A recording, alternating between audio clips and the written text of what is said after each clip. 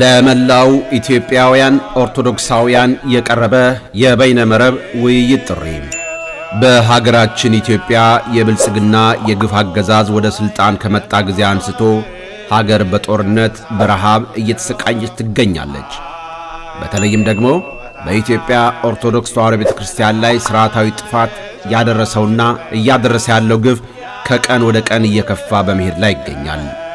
በመላው የሀገራችን ክፍል ላለፉት 8 ዓመታት ያልቆመው የካህናት የምዕመናን ግድያ፣ የቤተክርስቲያን ቃጠሎ፣ መፈናቀል በተለይም በምስራቅ አርሲ በብዙ ወረዳዎች ዛሬም ድረስ ጭፍጨፋው በሰፊው ቀጥሏል።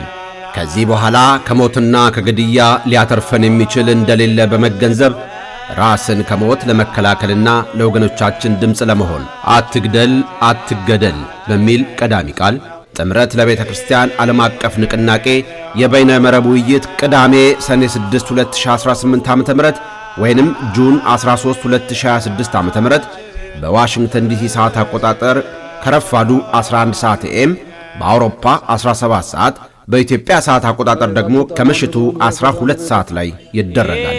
ኢትዮጵያውያን እንዲሁም ኦርቶዶክሳውያን የሚደርስብንን ግፍ በጋራ እንቃወም፣ በተጋድሎ ነፃነታችንን እናስከብር ዘንድ ውይይቱን በሚዲያዎች እንድትሳተፉ ጥሪያችንን እናስተላልፋለን። ጥምረት ለቤተ ክርስቲያን ዓለም አቀፍ ኦርቶዶክሳዊ ንቅናቄ።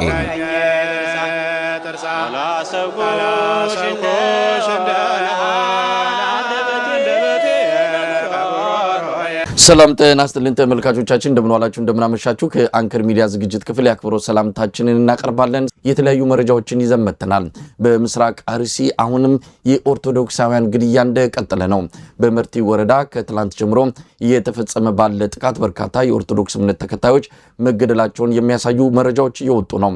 በተለያዩ ወረዳዎችም አደጋው እንዳለ ነዋሪዎች ለአንከር ሚዲያ መረጃ እያደረሱ ይገኛሉ። ሌሎች መረጃዎችንም ይዘን መጥተናል። የትግራይ ክልል አስተዳደር አዋጅ አውጥቷል። በአዋጁ አማካኝነት ማንኛውም እድሜው ለጦርነት የደረሰ ወደ ትጥቅ ትግል እንዲገባ የሚያስገድድ ነው። ከጦርነት ጋር በተያያዘም አሉታዊ መልእክቶችን የሚያሰራጩ ግለሰቦችንም በሕግ የሚጠይቅ አዋጅ ነው። በደብረ ጽዮን ገብረ ሚካኤል የሚመራው የክልሉ አስተዳደር ያወጣው አዋጅ። ሌሎች መረጃዎችንም ይዘን መተናል። አብራችሁ እንድትቆዩ ምንጋብዘው እኔ መሳይ መኮንን ከዚህ ከዋሽንግተን ዲሲ፣ ገለታው ዘለቀ ከማሳቹሴትስ ቦስተን ይሆናል። አብራችሁ እንድትዘልቁ ግብዣችን ነው። መልካም ጊዜ።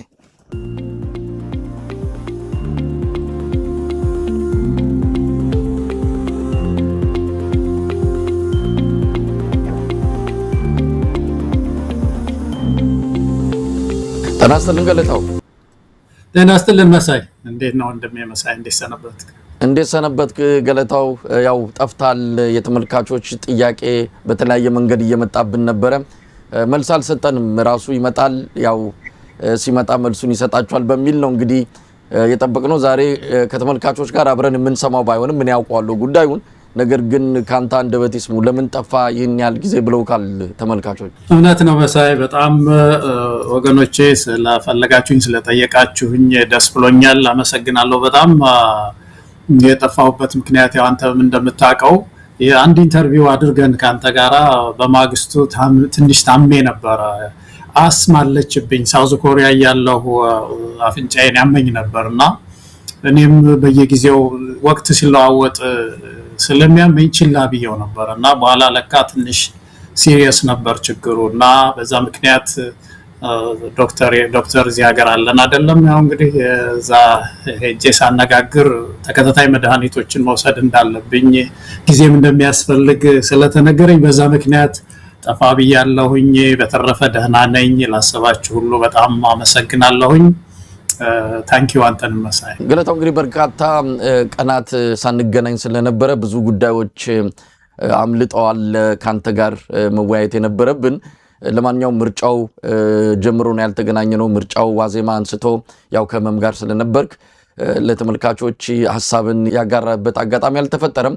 ለማንኛውም ምርጫውን ተከትሎ ብዙ ነገሮች ሆናል። ስለሱ ጉዳይ እናነሳለን። የብልጽግና አገዛዝ ግራ የተጋባ ወቅት ላይ እንደሚገኝ ነው እየሰማን ያለ ነው። በምርጫው አሸነፍኩ ቢልም በምርጫ ያሸነፈ አገዛዝ መሆን እንዳልቻለ ነው የምናገኛቸው መረጃዎች የሚያመለክቱት ለመስከረም መጨረሻ መንግስት መሰረታለሁ ብሎ እየተዘጋጀ ያለው አብይ አህመድ በሚቀጥሉት 3 ወራት ውስጥ ርብርብ አድርጉ ብሏቸዋል። በተለይም ደግሞ ለምክክር ኮሚሽኑ ለብልጽግና ከፍተኛ ማዕከላዊ ኮሚቴ አባላት በሚቀጥሉት 3 ወራት ውስጥ ብዙ ስራ መስራት አለብን፣ ዝም ብለን መንግስት መመስረት አንችልም፣ ለውጦች ማምጣት አለብን ብለዋል። ምን አይነት ለውጥ ሊያመጣ እንደሚችል በዚህ 3 ወር ውስጥ የሚታወቅ ነገር የለም። የተወሰኑ የገጽታ ለውጦችና የጥገናዊ ለውጦች ሊያደርግ እንዳሰበ የኢትዮጵያን ህዝብም አሁንም በማዘናጋትና በመደለል አዲስ ፊትና አዳዲስ የሆኑ ነገሮችን በማምጣት ለሚቀጥሉት 5 ዓመታት በስልጣን ቆያለሁ የሚል 3 ወሩን እየጠበቀ ያለው ጅጅጋ ላይ የተሰበሰቡት የብልጽግና ባለስልጣናት ክልል ደረጃ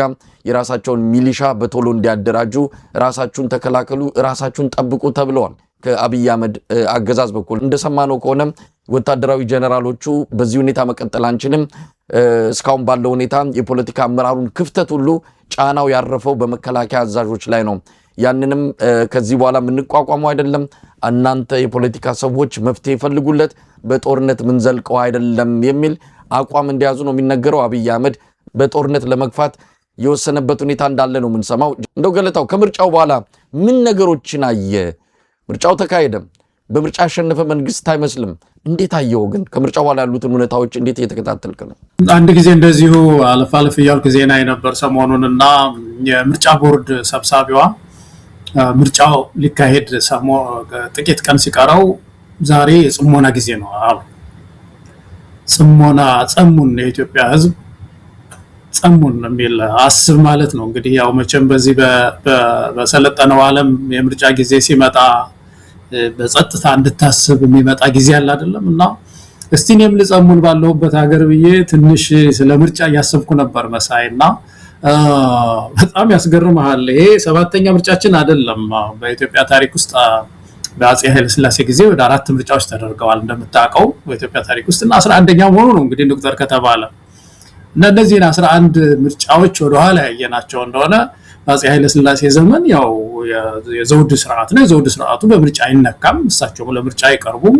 ንጉሱ አይታሰብም። የትም ሀገርም እንደዛ አይታሰብም። ከዛ በታች ግን ሊገነቡ ያሰቡትን ፓርላማ ግን በጣም ፍትሃዊ የሆነ ምርጫ ይደረግ ነበር መሰለኝ። በጣም ፍትሃዊ የሆነ ምርጫ፣ ማጭበርበር የሚባል ነገር ጨርሶ አይታሰብም ነበር ያን ጊዜ። ምርጫዎች ተደግመው ነበር አንዳንድ ቦታ ለማጭበርበር የተሞከረበት ጊዜ። ብዙ ታዛቢዎች የኤርትራን ጉዳይ አነሱታል። ኤርትራ ውስጥ ምርጫ ተጭበርብሯል ተብሎ ተደግሟል በአፄ ኃይለ ሥላሴ ጊዜ ማለት እና በጣም ፍትሃዊ የሆነ በዛው ስርዓት ውስጥ ማለት ነው ምርጫ የነበራት ታሪክ የኢትዮጵያን ታሪክ ስናስብ ማለት ኢህአዴግ ሲመጣ እንግዲህ የምታውቀው ነው። በየጊዜው በተለይ 97 አካባቢ ካንቀጠቀጠው በኋላ 99.9 ነው ምን አለ መጨረሻ ላይ አቶ ኃይለ ማርያም የመጡ ጊዜ ምርጫ በየቀኑ እየተንሻፈፈ እየደከመ መጥቶ በኋላ በአብይ አህመድ ዘመን እነዚህ 2 ምርጫዎች ደግሞ በኢትዮጵያ መሳቂያ ሆነው ልጆች ቲክቶክ እየሰሩ የሞተ ሰው ተነስቶ መረጠ እያሉ ሲቀልዱ ሳይ ነበር። በጣም ያስገርማል እኮ። በጣም ጥሩ ቀልደኞችም አሉ ኢትዮጵያ ውስጥ ልጆቹ። አንዳንድ ጊዜ መራራውን ሀቅ በቀልድ በኩል ሲያሰሙት 2 ስሜት ይመጣል፣ ያስለቅሳልም ያስቃል። ሴትዮዋ ግሉኮስ ነቅላ መጣች የሚል ዜና እየተነገረ ነበር ያየሁት አንድ ቦታ ላይ ደግሞ። እስቲ ነቀላል ግሉኮስ አሁን ስታስበው አንድ መመሰው ጤነኛስ ነው? ምርጫ እኮ ጤንነት ይጠይቃል። እንደውም ሆስፒታል ያለ ሰው እንዲመረጥም አይገደድም እኮ አይደረግም። ሰው በጤንነት እኮ አስቦ እኮ ነው የሚመረጠው። ምርጫ እኮ ብዙ ማሰብ ይጠይቃል እኮ። ጤንነት ያልጠጣ ሰው አሁን ብዙ ጊዜ መጠጥ ቤቶች ይዘጋሉ። ሰው አስቦ በጥንቃቄ ጤንነት ያስፈልጋል። ጤነኛ ያልሆኑ ሰዎች ሁሉ እየመረጡ ነው ያሉት። ሬስ አስቀምጦ ሰው በሐዘን የተረበሸ ሰው ምን ያህል እንደከሰር ነው የሚያሳየው። ምን ያህል እንደከሰር እንደ ኔሽን ማለት ነው መሳይ። ይሄ ተራውን የቴክኒኩን የማጭበርበሩን ተወውና ኢትዮጵያ ይሄን እንዲዘርብ አታረግም ነበር። ባለፈው አንድ ሰው ሲናገር ሰማሁት። ምን ይላል ይሄ ወንድሜ? እኛ የአውሮፓውያንን አይነት ምርጫ አይደለም እንጠብቀው፣ በጣም የሰለጠነ ምርጫ አይደለም እንጠብቀው ይላል። ነው እንጂ መጠበቅ ያለው እኛ የኢኮኖሚ እድገቱ በማግስቱ ለምን ይሄን ያህል አልሆነም አይደለም እንለው። ታሪካችን ግን የስነ መንግስት ታሪካችን ግን ኢትዮጵያ በጣም ዘመናዊ ምርጫ የሰለጠነ ሀቀኛ ምርጫ እንድታደርግ የሚያስችል መሰረት ነው ያለው። ስለዚህ በአጠቃላይ ምርጫው ላይ ያለኝ የግለሰብ አስተያየት መሳይ በጣም አዝናለሁ በዚህ ደረጃ ወድቀን በመገኘታቸው። ይሄ ምርጫ ዞሮ ዞሮ አሁን ነው ተመልከተው መሳይ አሁን ሲያደናቅፉት ቆይተው ነው በሶስት መንገድ እናየው። አንደኛው ምርጫ ሲባል መቼም ሰው ለገበያም ይሁን ለምንም ለመብረጥ ሲወጣ የሚመረጥ ነገር መኖር አለ መቼም አይደለም። ሲሆን ነገር መርጬ ልምጣ ሲባል የሚመረጥ መኖር አለ። የሚመረጥ እንዲጠፋ እኮ ነው ያደረጉት። መድብለ ፓርቲ ስርዓቱ እንዳያድግ፣ ፓርቲዎች እንዳያድጉ፣ ከፖሊሲ ስራ ይልቅ በአክቲቪዝም ስራ እንዲወጠሩ፣ ከህዝብ እንዳይገናኙ፣ ቢሮ እንዳይከፍቱ፣ አባል እንዳያደራጁ ተደርገው ነው የቆዩት። ለመንግስት ለመቀበል ትካሻቸው እንዳይሰፋ፣ አደረጃጀታቸው እንዳይሰፋ፣ ቢሮ እንዳያሰፉ ተደርገው ነው የቆዩት። አሁን ምርጫ ይደረግ ሲባል እነዚህም ፓርቲዎች ስናያቸው ሁሉም ለመንግስት ለመስራት ቆመና ላይ ያሉ አይደሉም። እንደ ሀገር ያሳዝናል። ገዢው ፓርቲ እንዲሁ ሲያጭበረብር አንዴ ራሱን ሲያስመርጥ የመጣ ሰውዬ የሚሰበስበው እሱ ደግሞ መደመር የሚባል የሚያስተምረው የከሸፈ ፓርቲ ነው። ስለዚህ እንደ ሀገር ምርጫ የሚባለውን ኢትዮጵያ የምታስብበት ሰዓት አይደለም።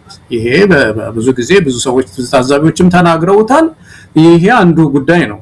ሁለተኛው ምርጫ ነፃነት ያስፈልገው የለም ወይ? ፍሪደም ሊበርቲ የሚባለው ማለት ነው።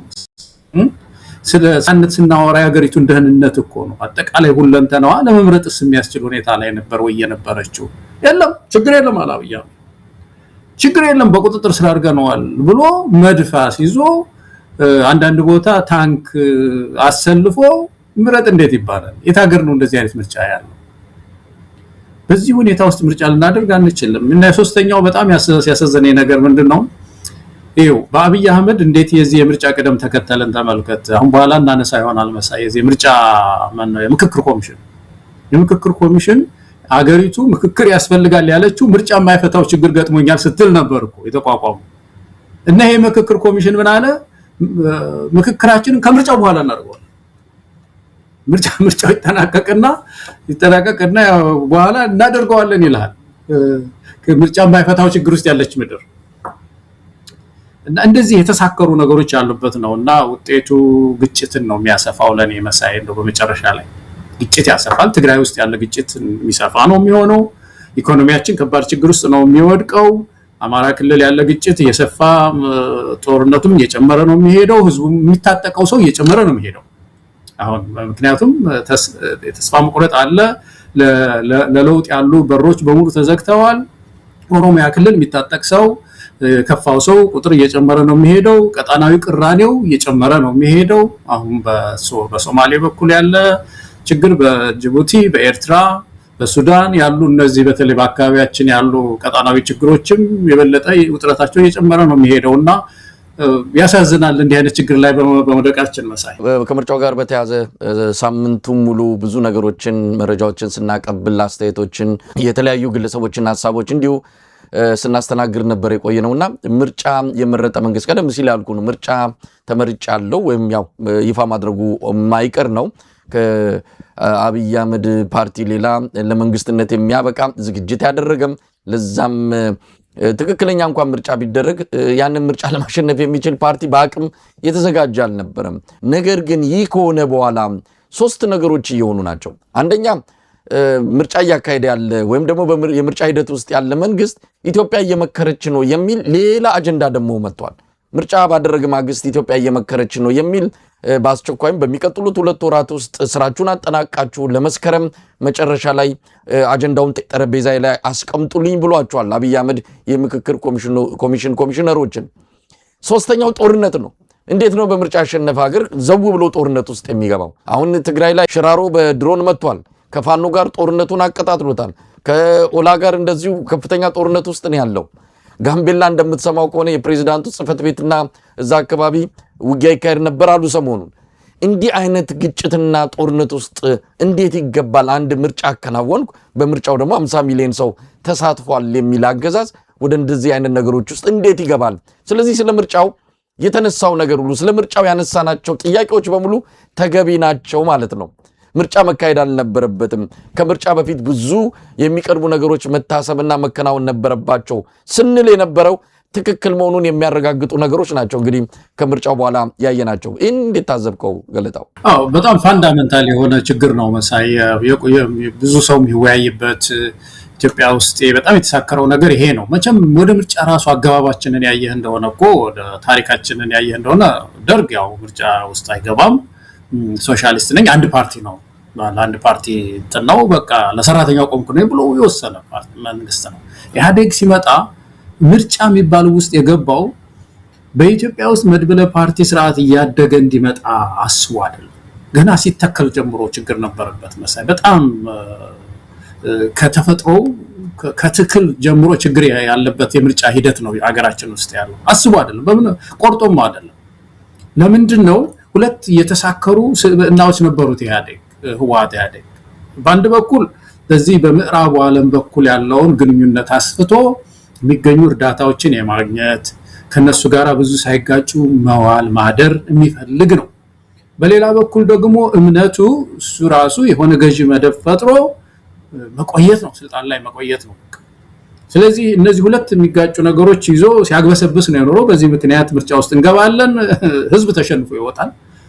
የሚፈልገው ራሱ አጭበርብሮ እንደፈለገው ምርጫውን አገለባብጦ ስልጣን ላይ ይቆያል። እንደዚህ አይነት ስርዓት ነው የቆየ ነው እና ይሄኛው ሲመጣ ደግሞ አብይ አህመድም ሲመጣ የበለጠ በዚህ ላይ የበለጠ አጠናክሮ ነው የቀጠለበት።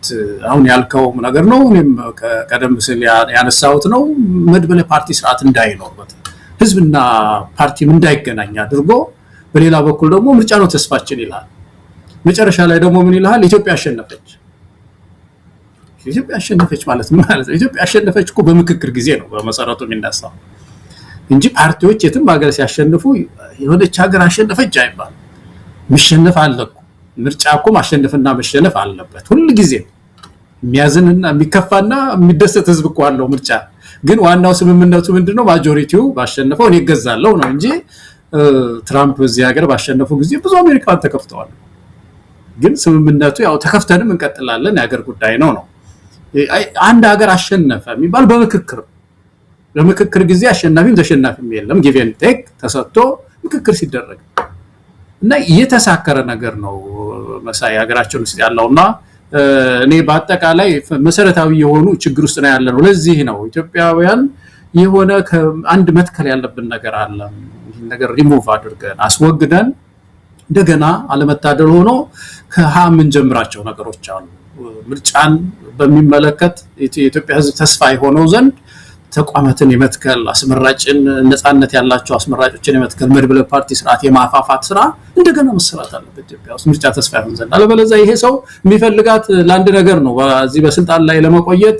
እዚህ ውጭ ሀገር ያሉ የተለያዩ ሀገራት ሰርቲፊኬት አለ ወይ ሲባል አው በዚህ ጊዜ እኮ ምርጫ አድርጊያለሁ ብሎ ያችን ሰርቲፊኬት ለማሳየት ካልሆነ በስተቀር ልቡም ያውቀዋል። ብልጽግና አብይ አህመድም ራሱም ያውቀዋል በዚህ ሰዓት እውነት ምርጫ ለኢትዮጵያ ተስፋ እንደማይሆን ነው። ገለታው እንግዲህ ከዚህ ወዴት እንሄዳለን ነው? አብይ አህመድ ቀደም ሲል በመግቢያ ላይ እንዳልኩት በአንዳንድ የመረጃ ምንጮችም ማረጋገጥ እንደተቻለው ሽብር ውስጥ ገብተዋል። ሽብር ውስጥ የገቡት አወቁት ምርጫ እንዳልተደረገና የህዝቡን ፍላጎት ህዝቡ ከስርዓቱ ጋር እንዳልሆነ ለውጥ እንደሚፈልግ ብልጽግና የከሸፈ መሆኑን በሚገባ ያሳየ ምርጫ ነው። በገዛ ሜዳው በገዛ ድግሱ ህዝብን እንደጠላውና አንቅሮ እንደተፋው ያረጋገጠ መሆኑን ውስጥ ለውስጥ ያወራሉ። ያው በአደባባይ በሚዲያ አሸንፈናል ምርጫው እንዲህ ነው ይላሉ እንጂ ውስጥ ለውስጥ ሲገመግሙት ምን ያህል ህዝብ እንደተፋታቸው በምን ያህል ርቀት ከህዝብ ጋር እንዳሉ ያረጋገጡበት ምርጫም እንደሆነ ነው የሰማ ነው። ስለዚህ አንዳንድ የሆኑ ኮስሞቲክ የሆኑ እንደዚህ ላይ የገጽታ ለውጦችን በማድረግ የኢትዮጵያን ህዝብ በመደለል አሁንም አብይ አህመድ እንደለመደው እኔ ስማርት ነኝ፣ እኔ ብልጣብልጥ ነኝ፣ ለኢትዮጵያ ህዝብ የሆነ ነገር እየነገርኩት ልክ መጽሐፉ ላይ እንደጻፈው የሆነ ነገር እያሳየሁት የምፈልገውን ነገር ማድረግ እችላለሁ የሚል ያኔ ያደረገውን አይነት የኢትዮጵያ ህዝብ የባነነበትን ተመሳሳይ የሆነ የማታለያና የማደንዘዣ ስትራቴጂዎችን ይዞ መጥቷል። የገጽታ ለውጥ አንዳንድ ባለስልጣናት ሊነሱ ይችላሉ። ከወዲሁ ያለማመዱ ነው። አንዳንድ የብልጽግና ዲጂታል ሰራዊት አባላት እነከሌ ሊነሱ ነው፣ ከሌ ሊነሳ ነው፣ እንትና ሊመጡ ነው፣ ፓርላማው እንደዚህ ይሆናል፣ ካቢኔው እንደዚህ ይሆናል የሚሉ ወሬዎችን በብዛት ሊያመጡልን ነው። ከዚህ ባሻገር ምናልባት የኮሚሽኑን ሰዎች አብይ አህመድ ጠርቶ በሚቀጥሉት 2 ወራት ውስጥ ጨርሱ ብሏቸዋል። ጨርሱና አንዳንድ ውሳኔዎችን ጠረጴዛ ላይ አስቀምጡልኝ፣ ለምሳሌ የክልል መዋቅሩ ሊቀይር ይችላል። ከብሔርና ከቋንቋ ፌዴራሊዝም ባለፈ ጂኦግራፊካዊ በሆነ መልክዓ ምድራዊ በሆነ አከላለል አዳዲስ ክልሎችን ይዞ ሊመጣ ይችላል። ካቢኔውን ፍጹም በማይጠበቁ ሰዎች ሊሞላ ይችላል። የተወሰኑ ሰዎችን ሊያስር ይችላል። ምናልባት ከሙስና ጋር በተያያዘ ሊያስራቸው የሚችላቸው ሰዎች እንዳሉ ይነገራል። ነገር ግን የሙስና ጉዳይ ክሩ ሲተለተል እዛው ጠቅላይ ሚኒስትሩ ቢሮ ስለሚገባ ያ ስጋትም አለበት። አንዱ ከተነካ ሁሉም ይነካካል በሚል ምናልባት የሚያስራቸው ሰዎች ባለስልጣናት ላይኖሩ ይችላሉ። ግን ከገፋ እስከዛም ድረስ ሊሄድ እንደሚችል ነው የመረጃ ምንጮች የገለጹት። ሊሆን አይችልም ግን አብይ አህመድ በመጨረሻው ሰዓት እንደው ያቃረውም ቢሆን እንደው እየተናነቀውም ቢሆን ሊያደርገው ይችላል ያሉት ድርድርን እንደሆነ ነው የሰማነው። የሆነ ድርድር ነገር አድርጎ እቺን የምጥ ጊዜ ለመሻገር ይፈልጋልም የሚል አስተያየቶች እየመጡ ነው። ሆነም ቀረም ከዚህ በኋላ ወዴት እንሄዳለን? ብልጽግና ከሽፏል። ሀገር መምራት አይችልም። አይደለም 3 ወር 3 ቀንም ሀገር ይዞ ለመቆየት የሚያስችል ራዕይም አቅምም ፍላጎትም የሌለው እንደሆነ የተረጋገጠ ጉዳይ ነው። ስለዚህ ከዚህ ወዴት ልናመራ እንችላለን? ገለታው እኔ መቼም መሳይ እንደ አንድ ኢትዮጵያዊ ሀገሩ ጉዳይ እንደሚያሳስበው ሰው መማረው ነገር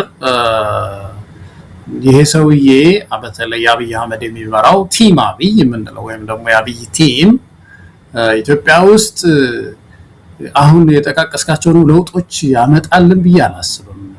ምክንያት አለ። አንደኛ በጦርነት ውስጥ ነው ያለችው ምድሪቱ። አሁን ለምሳሌ ፌደራል ስርዓቱን ለወጥኩ ቢል ትግራይ ላይ ነው ሄዶ የሚለውጠው። ትግራይን ክልል አይደለሽም ብሎ የተወሰነውን ከጎንደር ጋር ኑሪት ምናምን ሊል ነው። አማራ ክልል በአብዛኛው የሀገሪቱ ክፍል በፋኖ ቁጥጥር ስር ነው ያለው። በኦሮሚያ ክልል ውስጥ ያለው ከቁጥጥር ውጪ ሆኗል። ኦላ የሚያስተዳድራት ምድር ሆናለች። የትኛውን ሀገር ነው የሚሸነሽነው? በዚሁ ጣ በዚሁ ግባ የሚል ነገር ለማውጣት የሚያስችል ነገር አለው ወይ ነው። ይሄንን አሁን ይልቅ የሚታየኝ ተገላቢጦች ነው። አሁን ይልቅ የሚሆነው ምንድነው? ከምርጫው ማግስት ጀምሮ የሚያደርገው ጦርነት ማስፋፋት ነው መሰለኝ።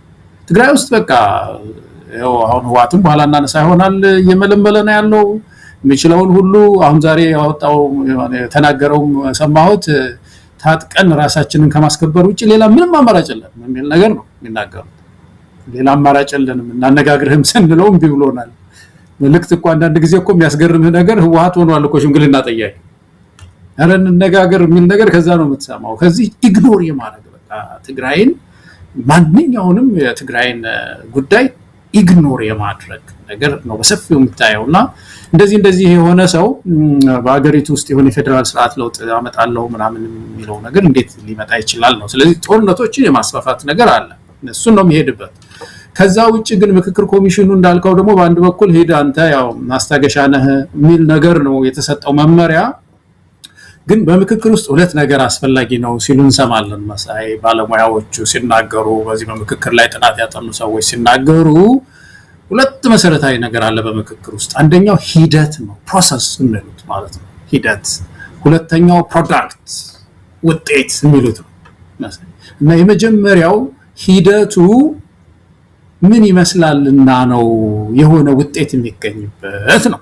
ኢትዮጵያ ውስጥ ትልቁ ነገር በሂደቱ ውስጥ እስካሁን የምናያቸው ነገሮች ከምክክር ኮሚሽኑ አተካከል ጀምሮ ከማቋቋሚያ አዋጁ ጀምሮ በየጊዜው የሚያደርጋቸው ከአቃፊ አለመሆኑ ጋር ተያይዞ በጣም ብዙ ትላልቅ ምሁራን ኢትዮጵያ ውስጥ ፖለቲካ አልፈልግም ምክክር ነው ኢትዮጵያ ውስጥ የሚያስፈልገው የሚሉ ምሁራን ምንም በፖለቲካ ንክኪ የሌላቸው ሁሉ ከዚህ ኮሚሽን ምንም አንጠብቅም ብለው ተስፋ የቆረጡበት ሁኔታ ነው ያለው። የፖለቲካ ፓርቲዎች ከምክክር ኮሚሽኑ ጋራ መሰረታዊ ችግር ስላለብን አብረን አንሆንም ብለው የወጡበት ሁኔታ ነው ያለው። ጋዜጠኞች፣ ኢትዮጵያ ውስጥ ያገባናል የሚሉ ኃይሎች፣ ሲቪክ ድርጅቶች ሁሉ አብዛኞቹ በተለይ እነዚህ ሀቀኛ ናቸው የምትላቸው በሙሉ የወጡበት ሁኔታ ነው ያለው እና ትንሽ ቁም የማይሰጠው ደግሞ እነዚህ ሁሉ ወጥተው እነዚህ ሁሉ እምቢ ያሉት ኮሚሽን ቁም አይሰጠው ተገንጥለውብኛል ተቃዋሚዎቹ። ስለዚህ እንዴት ላድርግ ብሎ አያስብም። ስለ ፕሮሰሱ አይጨነቅም ማለት ነው፣ ስለ ሂደቱ አይጨነቅም። ስለዚህ ሂደቱ የተበላሸ ምክክር ምንም አይነት ለውጥ በምድሪቱ ውስጥ አመጣው ቢልና ቢነግርም የሌጂቲሜሲ የምንለው የቅቡልነት ችግር ሲያንገጫግጨው ይኖራል ነው። የፈለገውን ያህል ህገ መንግስት አሁን በህዋት ጊዜ አንዱ የተነሳው ትልቅ ጥያቄ በተለይ ከአማሮች የነበረው በህገ መንግስቱ ጊዜ እኮ ነው የለውም። ብዙ አማሮች ያነሳሉ። ሲተከል ጀምሮ ያነሱ ነው። እኔ ሁሉም በማንነት በተደራጀበት ምድር ውስጥ እኔን የሚወክል ምንም ነገር ሳይኖር የተቀረጸ ህገ መንግስት ነው እና ስለዚህ ይደረግ አለበት፣ እንደገና መከለስ አለበት። የለውበትም። የእውቅና የቅቡልነት ችግር ሲያንገጨግጨው የኖረ ነው እና ብዙ ኢትዮጵያውያን ደግሞ ያው እያንዳንዱን አንቀጽ እየጠቀሱ የማይቀበሉበት ሁኔታ አለ። ስለዚህ ዝም ብሎ የሆነ ጉባኤም ተደርጎ የሆነ ነገር ፈጠርን ቢባል እንኳን ሂደቱ ጥሩ ስላልሆነ ፕሮሰሱ ጥሩ ስላልሆነ የሚመጣው ነገር ዞሮ ዞሮ ያው የቅቡልነት ችግር ይገጥመዋል ማለት ነው። ስለዚህ ከግጭት አዙሪት ከፖለቲካ ግጭት አዙሪት አንወጣም ነው እና መሰረታዊ የሆነ ችግር ስላለበት ምክክር በጣም ገለልተኛ በሆነ አካል በተለይ የተቃረኑ ኃይሎችን ይዞ ቅድም እንዳለው ኢትዮጵያ አሸነፈች የሚባልበት መጨረሻ ላይ ኢትዮጵያ አሸነፈች የሚባለው ማንም አሸናፊ ሳይኖር ያሸነፈው ብልጽግና ነው ያሸነፈው መያድ ነው ምናምን ሳይባል ሁሉም ተዋቶ የሚቀረጽ የሚሰፋ ቅርጸ መንግስት የሚሰፋ ህገ መንግስት ሲኖር ነው ኢትዮጵያ አሸነፈች የሚባለውና ወደዛ ምዕራፍ ውስጥ እየገባን አይደለም መሳይና ያሳዝነኛል። ፕሮፌሰር መስፍንም ገና ከምርጫው በኋላ ወደዚህ እንገባለን ሲሉ አይ ቻገር እኮ ነው ያልኩት መሳይ። ገለታው እንግዲህ በፊትም እኔም አንተም ብዙዎች በዚህ በምክክር ኮሚሽኑ ላይ ጥያቄ ያላቸው ሰዎች የሚያነሱት ነገር አለ። ይሄ ኮሚሽን አብይ አህመድ ለራሱ የስልጣን ሽግግር ከጠቅላይ ሚኒስትርነት በፕሬዝዳንትነት መዋቅር ለመቀጠልና አንዳንድ የሚፈልጋቸው ለውጦችን ለማድረግ ለራሱ በሚል በዲዛይን ያቋቋመው ነው እንጂ የኢትዮጵያን ችግር እንዲፈታ አይደለም ስንል የነበረውን ማረጋገጫ የሚሆኑ ነገሮች ነው አሁን ከምርጫው በኋላ እየሆኑ ያሉት። በምርጫው ዋዜማ ላይ ታስታውስ እንደሆነ ሰብስቧቸው ነበር የደረሳቸው የዛን ጊዜ የተሰጣቸው ትዕዛዝ አለ።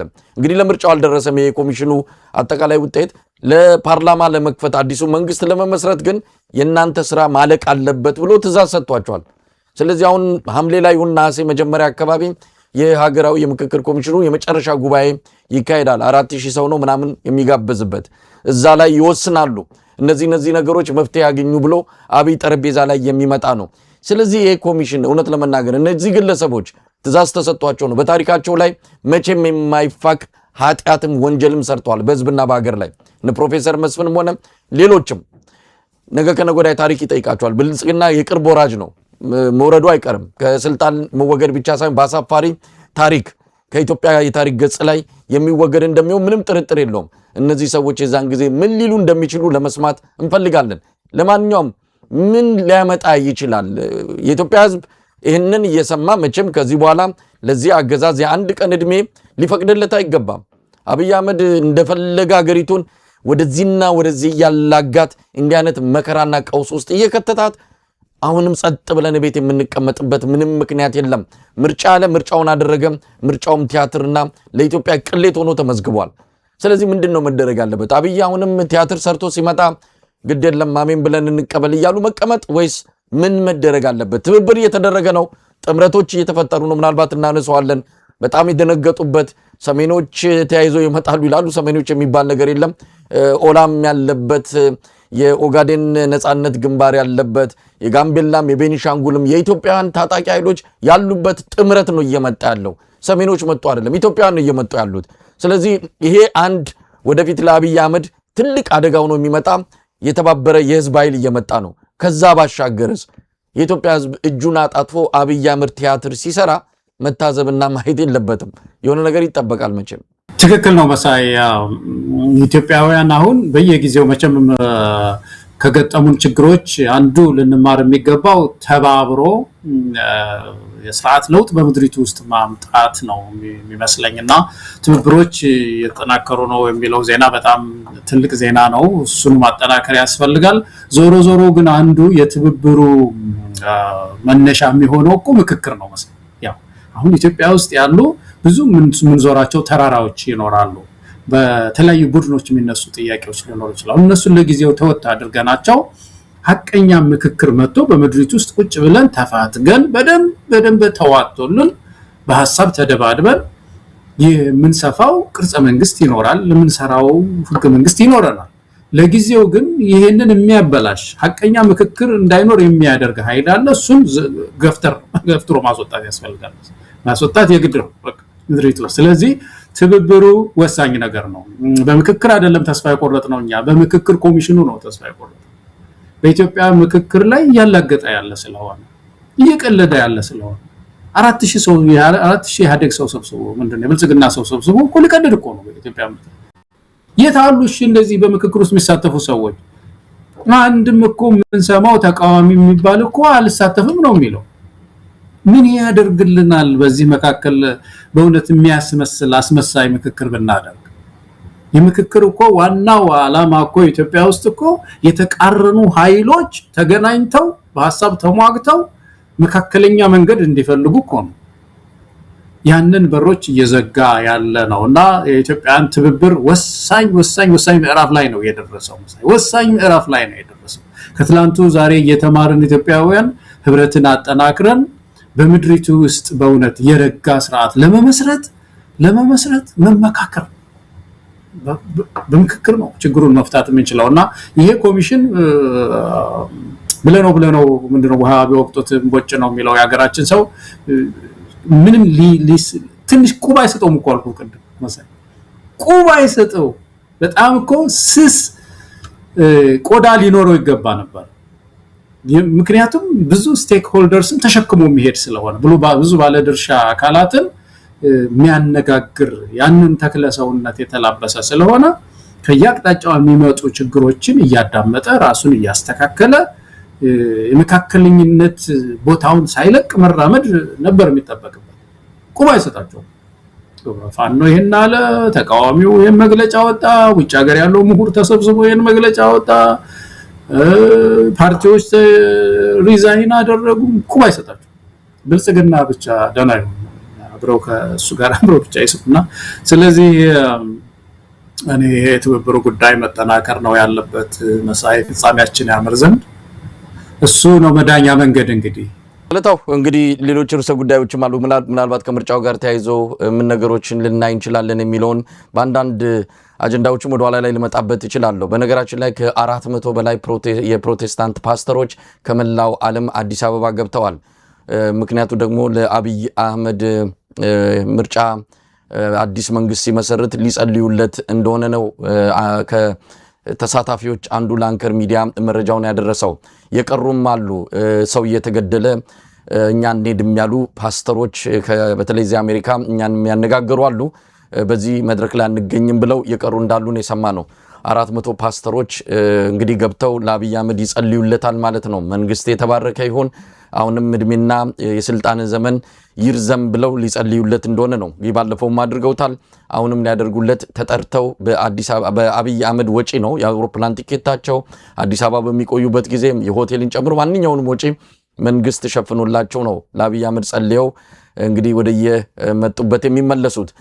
ለማንኛውም በዚህ መልኩ የሚጸና መንግስት የለም። የኢትዮጵያን ህዝብ እያለቀ እየሞተ በእንደነዚህ አይነት ፓስተሮች ጸሎት የሚጸና መንግስት ሊኖር እንደማይችል መታወቅ ያለበት ጉዳይ ነው። ሌላው የኢትዮጵያ የሰብአዊ መብት ኮሚሽን አቋም ነው። ከጊዜ ወደ ጊዜ ያው ከተስፋ የምናደርግበትም የምንጠብቀውም አይደለም። ዶክተር ዳንኤል በቀለ ያንን ቦታ ከተወ በኋላ የመጣው ሰው ምን አይነት ተቋም ሊያደርገው እንዳሰበ ስንለው የነበረው ስንገልጸው የነበረ ነው። ከዛም በበለጠ ሁኔታ እየከፋ መምጣቱ ነው እንደ አጀንዳ እንድናነሳው ያደረገው። በምርጫው ላይ የሰጠውን አስተያየት ታስታውሳለን። ዲሞክራሲያዊ አካታችና ሰላማዊ ምርጫን የተካሄደው በሚል በየትኛውም አካል ያልተገለጸን ምስክርነት ነው የኢትዮጵያ የሰብአዊ መብቶች ኮሚሽን የሰጠው። አሁን ደግሞ በአርሲው ጭፍጨፋ ላይም እንደዚሁ የሞቱት 3 ሰዎች ናቸው፣ ገዳዩ ደግሞ ሸኔ ነው የሚል የብልጽግናን ሪፖርት ግልባጩን እንደውም የብልጽግና ሪፖርት በተወሰነ ደረጃ ይሻላል። ይሄ የሰብአዊ መብት ኮሚሽን ግን ከዛም ወርዶ የብልጽግና ልሳንና አፍ አንደበት ሆኖ ነው የመጣውና እጅግ የሚያሳፍር ኮሚሽን ነው የወጣው። ያው የተጠበቀው ነው የሆነው። ገለታ ውስጥ እነዚህ ባነሳዋቸው ጉዳዮች ላይ ተቋማት አብይ አህመድ የበለጠ እያሽመደመዳቸው ነው። መከላከያው አሁን እንደምንሰማው ከሆነ ለአብይ አህመድ በግልጽ እየነገሩት ችግር አለ፣ እናንተ መፍታት ማትችሉትን መከላከያው ሊፈታ አይችልም፣ ሰራዊቱ በጣም ተሰላችቷል፣ ከፍተኛ ችግር ውስጥ ገብተናል። አሁን በአማራ ክልልም በከፊል በኦሮሚያ ክልል የፖለቲካውን ስራ ምንሰራው እኛ መከላከያዎች ነን። ሀገሪቱ ወደ ስርዓት አልበኝነት ልገባ ነው። ክልሎች የየራሳቸውን ሰራዊት አደራጅተው ራሳቸውን እንዲጠብቁ ነው የተነገራቸው። ምን ማለት ይቻላል ገለታው? እንደው ማሳይ ያነሳሳቸው ነገሮች ላይ አንዳንዶቹ ላይ ተጨማሪ ምናልባት በተለይ በዚህ የፕሮቴስታንቱ ጉዳይ ላይ በጣም የተዛባ ነገር አለ እና እሱ ላይ ትንሽ መወያየት ያስፈልግ ይመስለኛል። ምናልባት አጫውቼ እንደሆነ አላቅም እዚህ ሀገር ሄጄ ወደ ኢትዮጵያ የሄድኩ ጊዜ ዘመድ ጋር አልፌ ነበርና እዛ አካባቢ የሚኖር ሰው ወደዚህ ወደ መሃል ወደ 4 ኪሎ አካባቢ እንደምመጣ ሲያውቅ ጠዋት ይዤ ሄዳለሁኝ እና አብረን እንሄዳለን ብሎ መኪና ስላለው ማለት ነው ነገረኝ። እሺ ተባብለን ጠዋት በተባለው ሰዓት ይዞኝ መጣ። ራቅ ያለ ሰፈር ስለነበረ ታክሲም ለማግኘት ያስቸግር ነበርና እሱ ይዞኝ መጣና ይሄ ሰው ፓስተር ነው፣ አገልጋይ ነው እንግዲህ እና በኋላ ይዞኝ እየመጣ እየተጫወትን በኋላ ድሮፕ ያደረገኝ ቤተመንግስት አካባቢ እና ለካ የሚመጣው እሱ ቤተመንግስት ነው። በጠዋት ቤተመንግስት አብይ አህመድ ጋር ሊገናኝ ማለት ነው። እና ምንድን ነበር ያልኩት መሳይ በኢትዮጵያ ትግል ውስጥ ሃይማኖትና መንግስት መለያየት አለባቸው ብለን ኢትዮጵያዊ በየዘመኑ የተነሳ ኢትዮጵያዊ ታግሎ በመንግስት ውስጥ ከባድ ድርሻ የነበራትን የኢትዮጵያ ኦርቶዶክስ ቤተክርስቲያንን ሀገር የመሰረተች ቤተክርስቲያን አስወጣን። ካስወጣን በኋላ አንተ ምንድነህ? ኦርቶዶክስ ቤተክርስቲያንን አስወጥተህ አንተ እንዴት ትገባለህ? ምን ትሰራለህ? አዲስ ኪዳን እኮ ኢየሱስ ክርስቶስ ራሱ ያስተማረን የቄሳርን ለቄሳር የእግዚአብሔርን ለእግዚአብሔር አድርግ፣ ምድራዊ አስተዳደሩ መንግስት የተለየ ነው ብሎ ነው ያስተማረው እንጂ ኢትዮጵያ ውስጥ አሁን የሆነ ሃይማኖትን መጠለያ አድርጎ መንግስት መስርቶ ያንን ምንድነው የዛን ማህበረሰብ ተገን አድርጎ ጠባቂ አድርጎ ለመኖር ሲሞክር ቤተክርስቲያን መጀመሪያ ነው ተቃውሞ ማሰማት ያለው። ሐቀኛ ቤተክርስቲያን ይሄን ነው ታደርገው መሳይ።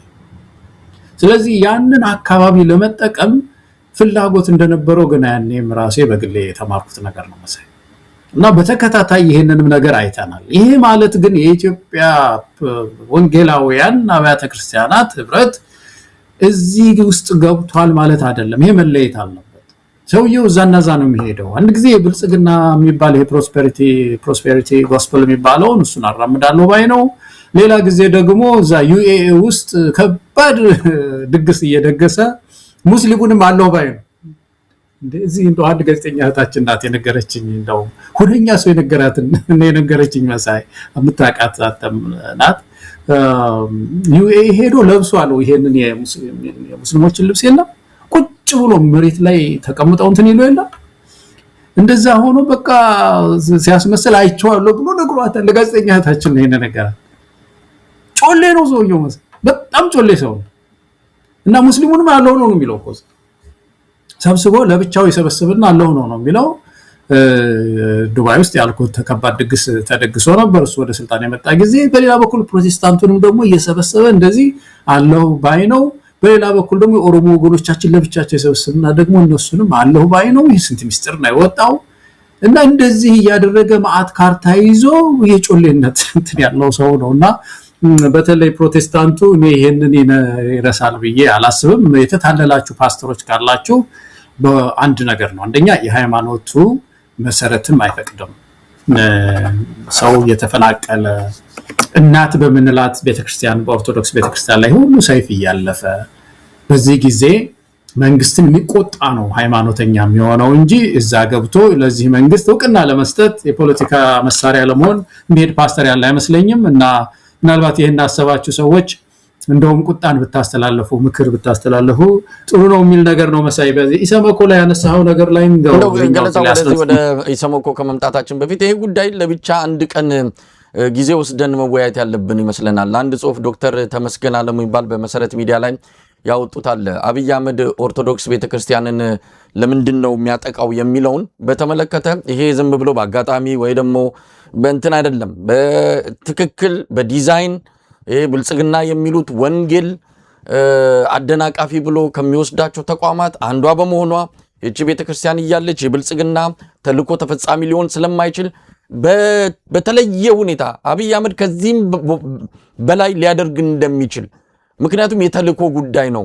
ይሄ ያጋጣሚ ጉዳይ አይደለም፣ ወይም የመቃወም ወይም ከእምነት ጋር በተያያዘ አይደለም። አብይ አህመድ ኦርቶዶክስ እያለች ብልጽግና የሚባለው የሱ አስተሳሰብ ወይም ከሌላው ቀርቶ ያመጣው ተልኮ ተፈጻሚ ሊሆን ስለማይችል በቀጣይ ብዙ ቤተክርስቲያኗ ላይ ጥቃት ሊፈጽም ይችላል፣ መንግስታዊ ተልኮ ስላለው ነው የሚል ነገር አንስቷል። ለዚህ ደግሞ አመቸው ነው ያገኛቸው የፕሮቴስታንት ፓስተሮችን ነው። ስለሱ ይጸልያሉ፣ ስለሱ በድፍረት ይናገራሉ። ከምርጫው በፊት በርካታ ፓስተሮች ነን ነቢያት ነን የሚሉ እየወጡ ምርጫውን እኮ ውጤት ሰጥተው እኮ ሲናገሩ ሰምተናል። አብይ ነው የሚያሸንፈው፣ የሰሜኑን ማህበረሰብ በጅምላ ከጥንቆላና ከሌላ ነገር ጋር እያያዙ የሚዘልፉበት ቤተክርስቲያኒቱ ላይ የተለያዩ ስሞችን እየሰጡ በየመድረኩ ላይ ሲዘልፉ የነበረበት ሁኔታ በአብይ አህመድ ፍቃድና ተልኮ የሚፈጸም እንደሆነ ይታወቃል። ስለዚህ መሳሪያ ሆነዋል። አሁንም መጥተው የሚጸልዩለት እነሱ ናቸው። ባለፈውም አድርገውታል። አሁን ደግሞ ከመላው ዓለም ተሰብስበው ገብተዋል ሀገር ቤት። ስለዚህ ገለታው እዚህ ላይ በደንብ ህብረተሰቡ እንዲረዳው መደረግ አለበት። አብይ አህመድ እስካለ ድረስ የኢትዮጵያ ኦርቶዶክስ ተዋሕዶ ቤተክርስቲያን እልቂትና መከራ መቀጠሉ አይቀርም። ለዚህ ደግሞ እንደ አይነተኛ መሳሪያ ከጎኑ ያደረጋቸው የፕሮቴስታንት እምነት ተከታዮችን ናቸው።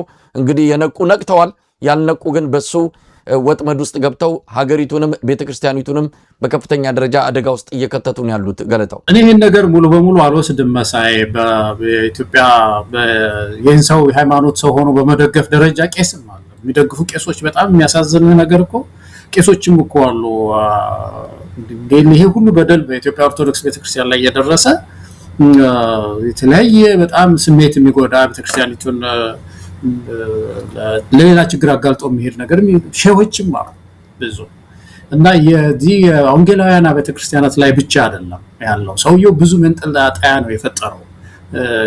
ግን አንድ ትልቅ ነገር አለ መሳይ። አይ ቲንክ የኢትዮጵያ ኦርቶዶክስ ቤተክርስቲያንን በተመለከተ ከዚህ በፊት አመታት እንበል እንግዲህ 2 ዓመት ሊሆነው ነው አይደለም፣ ከዛ በላይ ስናነሳ እኮ ነበረ መሳይ። በሶስት አቅጣጫ ይቺ ቤተክርስቲያን ሰይፍ አለባት፣ መጠናት አለበት። ይሄ ነገር ምንድነው? ይሄን ትሪያንጉሌት ማድረግ ያስፈልጋል። እነዚህ ነጥቦች ማገናኘት ያስፈልጋል። ተመልከት፣ አሁን ባንዴው በአካል ስንል እንግዲህ ቅርስ ማቃጠል፣ ቤተክርስቲያኑን ማንደድ፣ በእሳት ማንደድ፣ ማጎሳቆል፣ ህንፃዎቿን ቦታዎቿን ማጎሳቆል እና ምእመኑን ቀሳውስትን ማጎሳቆል፣ መግደል፣ እነዚህ አካላዊ ጥቃቶች አሉባት። በቃ ይሄ የቆየ ነው፣ ዝም ብሎ ተከታታይ ነው። አብይ አህመድ አሁን በቀደም የአርሲውን ጉዳይ አነሳና ከምርጫው ጋር የተገናኘ ነው ሲል በጣም ነው የገረመኝ። ስንተኛ ነው ለመሆኑ ኦርቶዶክስ እዛ አርሲ ላይ የተፈጸመው ችግር? ምርጫው ጋር የተገናኘ ነው። ወደ 5ኛ ነው 6ኛ 7ኛ ጊዜ እኮ እዛ ቦታ ላይ ብቻ ይሄ ተከታታይ ጉዳይ በአካል በምናንን በማጎሳቆል በመግደል በማፈናቀል ወዘተርፈ አለ፣ ቤተክርስቲያን በማንደድ ቅርስ በማጥፋት። ሁለተኛው ሶፍትዌር የምንለው በአማርኛ እንግዲህ ይሄ የውስጥ ማንነቷን ዶግማዋንና ቀኖናዋን ነው። ሁለተኛው ዶግማ፣ ሶስተኛ ቀኖናዋን ተመልከት። ቤተክርስቲያኒቱ እኮ የተጠቃችው ቤተክርስቲያን በማቃጠል ብቻ እኮ አይደለም፣ ምእመኖቿን በማጎሳቆል ብቻ እኮ አይደለም። ሲኖዶስ ገብቶ እኮ ነበር። ሲኖዶስ ደጃፍ ገብቶ አተራምሷታል ቤተክርስቲያን። በኢትዮጵያ ኦርቶዶክስ ታሪክ ውስጥ እንዲህ አይነት መናጥ፣ እንዲህ አይነት ችግር ገጥሞ አያውቅም። በኢትዮጵያ ኦርቶዶክስ ታሪክ ውስጥ ሁሉን ስትመክት የኖረች ናት። ሲኖዶሷ ተነክቶ አያውቅም። ሲኖዶሷ እኮ ተገነጠለ ተብሎ ግማሹ እዛ ጋር መግለጫ ሲሰጥ፣ ግማሹ እዚህ ጋር መግለጫ ሲሰጥ እኮ ነበር የቆየው። ዶግማዋ ተነክቷል። ቀኖናዎቿ በጣም ይነካሉ። አደረጃጀቷ እንደምታውቀው ወጥ ነው። የኢትዮጵያን የፌደራል ስርዓት አይመሳደሯ የራሷ ስለሆነ ሃይማኖታዊ ስለሆነ ወጥ የሆነ አስተዳደር ነው ያለው። ያንን አፍርሺና እኔ በቀረጽኩሽ ምክክል ምሰይ ተብላ የተገደደችው በአብይ አህመድ ነው። ስለዚህ የቀኖና ችግር፣ የዶግማ ችግር፣ በአካል ደግሞ የቤተክርስቲያን ችግር የደረሰበት ይሄን ትሪያንጉሌት ማድረግ አለባቸው። የኢትዮጵያ ኦርቶዶክስ ቤተክርስቲያን ተከታዮች በተለይ ቅርብ ናቸው እነሱ። ይሄንን ማገጣጠምና ምንድነው ስዕሉ ማለት አለባቸው። እና አንዱ ትልቁ ችግር መሳይ ከውጭም እጅ ያለበት ከባድ እጅ ያለበት ያችን ቤተክርስቲያን የማጥቃት የማፍረስ የማዳከም እጅ አለ እና ይሄ ሰውዬ መሳሪያ ሆኗል።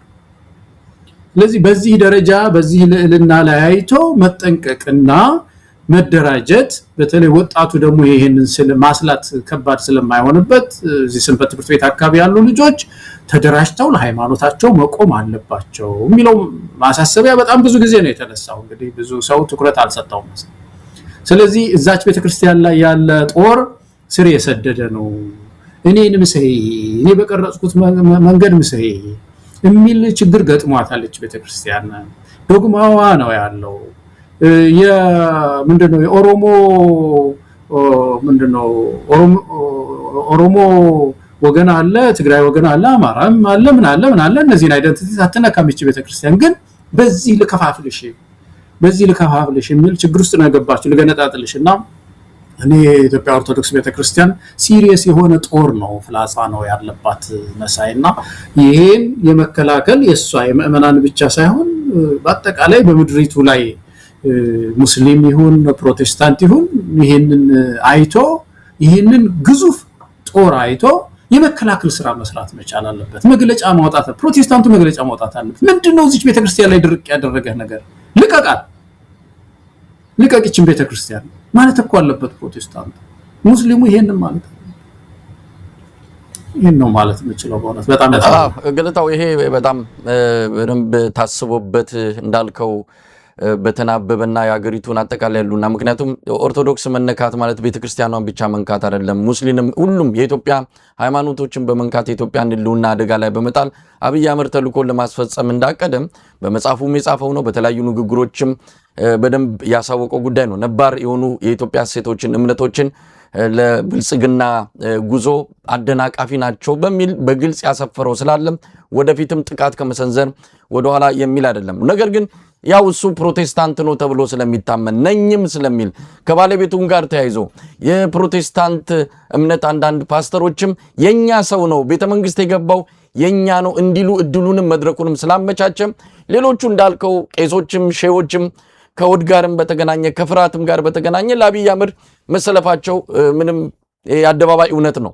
ነገር ግን በፕሮቴስታንት በተቀናጀ መልኩ አብይ አህመድም ይሄ የፕሮቴስታንት ማነው የብልጽግና ወንጌል ከዚሁ ከፕሮቴስታንት እምነት ከዛው አይጠፋም፣ ስለዚህ የዛው ማህበር አባል ነን የሚልም አስተሳሰብና ድምዳሜ ያላቸው ስለሆኑ የኢትዮጵያ ኦርቶዶክስ ተዋሕዶ ቤተክርስቲያን ላይ ያረፈው ዱላ ከዚህ ጋር ተያይዞ ቢገለጽ ምናልባት ስህተት ሊሆን አይችልም። ነገር ግን የመጣው ዱላ ኢትዮጵያዊ በተባሉ እምነቶች በአጠቃላይ ኢትዮጵያዊነት ላይ የተሰነዘረ ዱላ ስለሆነ በተባበረ ክንድ ነው ይህንን መመከት የሚቻለው። እንግዲህ ወደ ሰብአዊ መብት ኮሚሽኑ ጉዳይ እንምጣ። ምናልባት እንግዲህ ሰብአዊ መብት ኮሚሽኑ ቀደም ሲል እንዳልኩት በምርጫው ላይ ያወጣው መግለጫ፣ አሁን ደግሞ በአርሲ ጉዳይ ላይ ያወጣው መግለጫ በግልጽ ማን እንደሆነ ጭምብሉ ተገልጦ መለመላው የታየበት አጋጣሚ ነው የተፈጠረው። ምን ታመጣላችሁም ይመስላል እንግዲህ ከበሰበሱ ዝናብ የማይፈሩም አይነትም ነው የአቶ ብርሃኑ አዴሎ አካሄድ በዚህ ምርጫ ላይ። ይሄ ምርጫ የህዝብን ተስፋ የቆረጠ ሆኖ ሳለ በዲሞክራሲያዊ መንገድ አካታች በሆነ መንገድ የተካሄደ ነው ብሎ ድምዳሜ መስጠት በራሱ ምናልባት የኮሚሽኑን ብቻ አይደለም አጠቃላይ የኢትዮጵያንም ክብር የሚነካ ነው። ምክንያቱም በዚህ ደረጃ ማንም የገለጸ የለም። ዓለም አቀፍ ማህበረሰብ የተሳለቀበት ምርጫ ነው። እነ ፈረንሳይ ሚዲያዎች እንዴት አድርገው ይህን ምርጫ እንደገለጹት እኮ የምናስታውሰው ነው። ዓለም እየታዘበ እንደዚህ በግልጽ እየታወቀ ኮሚሽኑ መጥቶ አካታችና ዲሞክራሲያዊነት ሲል በእርግጥ ምን ማለት እንደሚቻል አላውቅም። ለማንኛውም እንዴት አየው ኮሚሽኑ ከዚህ በኋላ እንደው ቁም ነገርም የሚቆጥረው ይኖራል? አይ ያ ኮሚሽን እኮ በቃ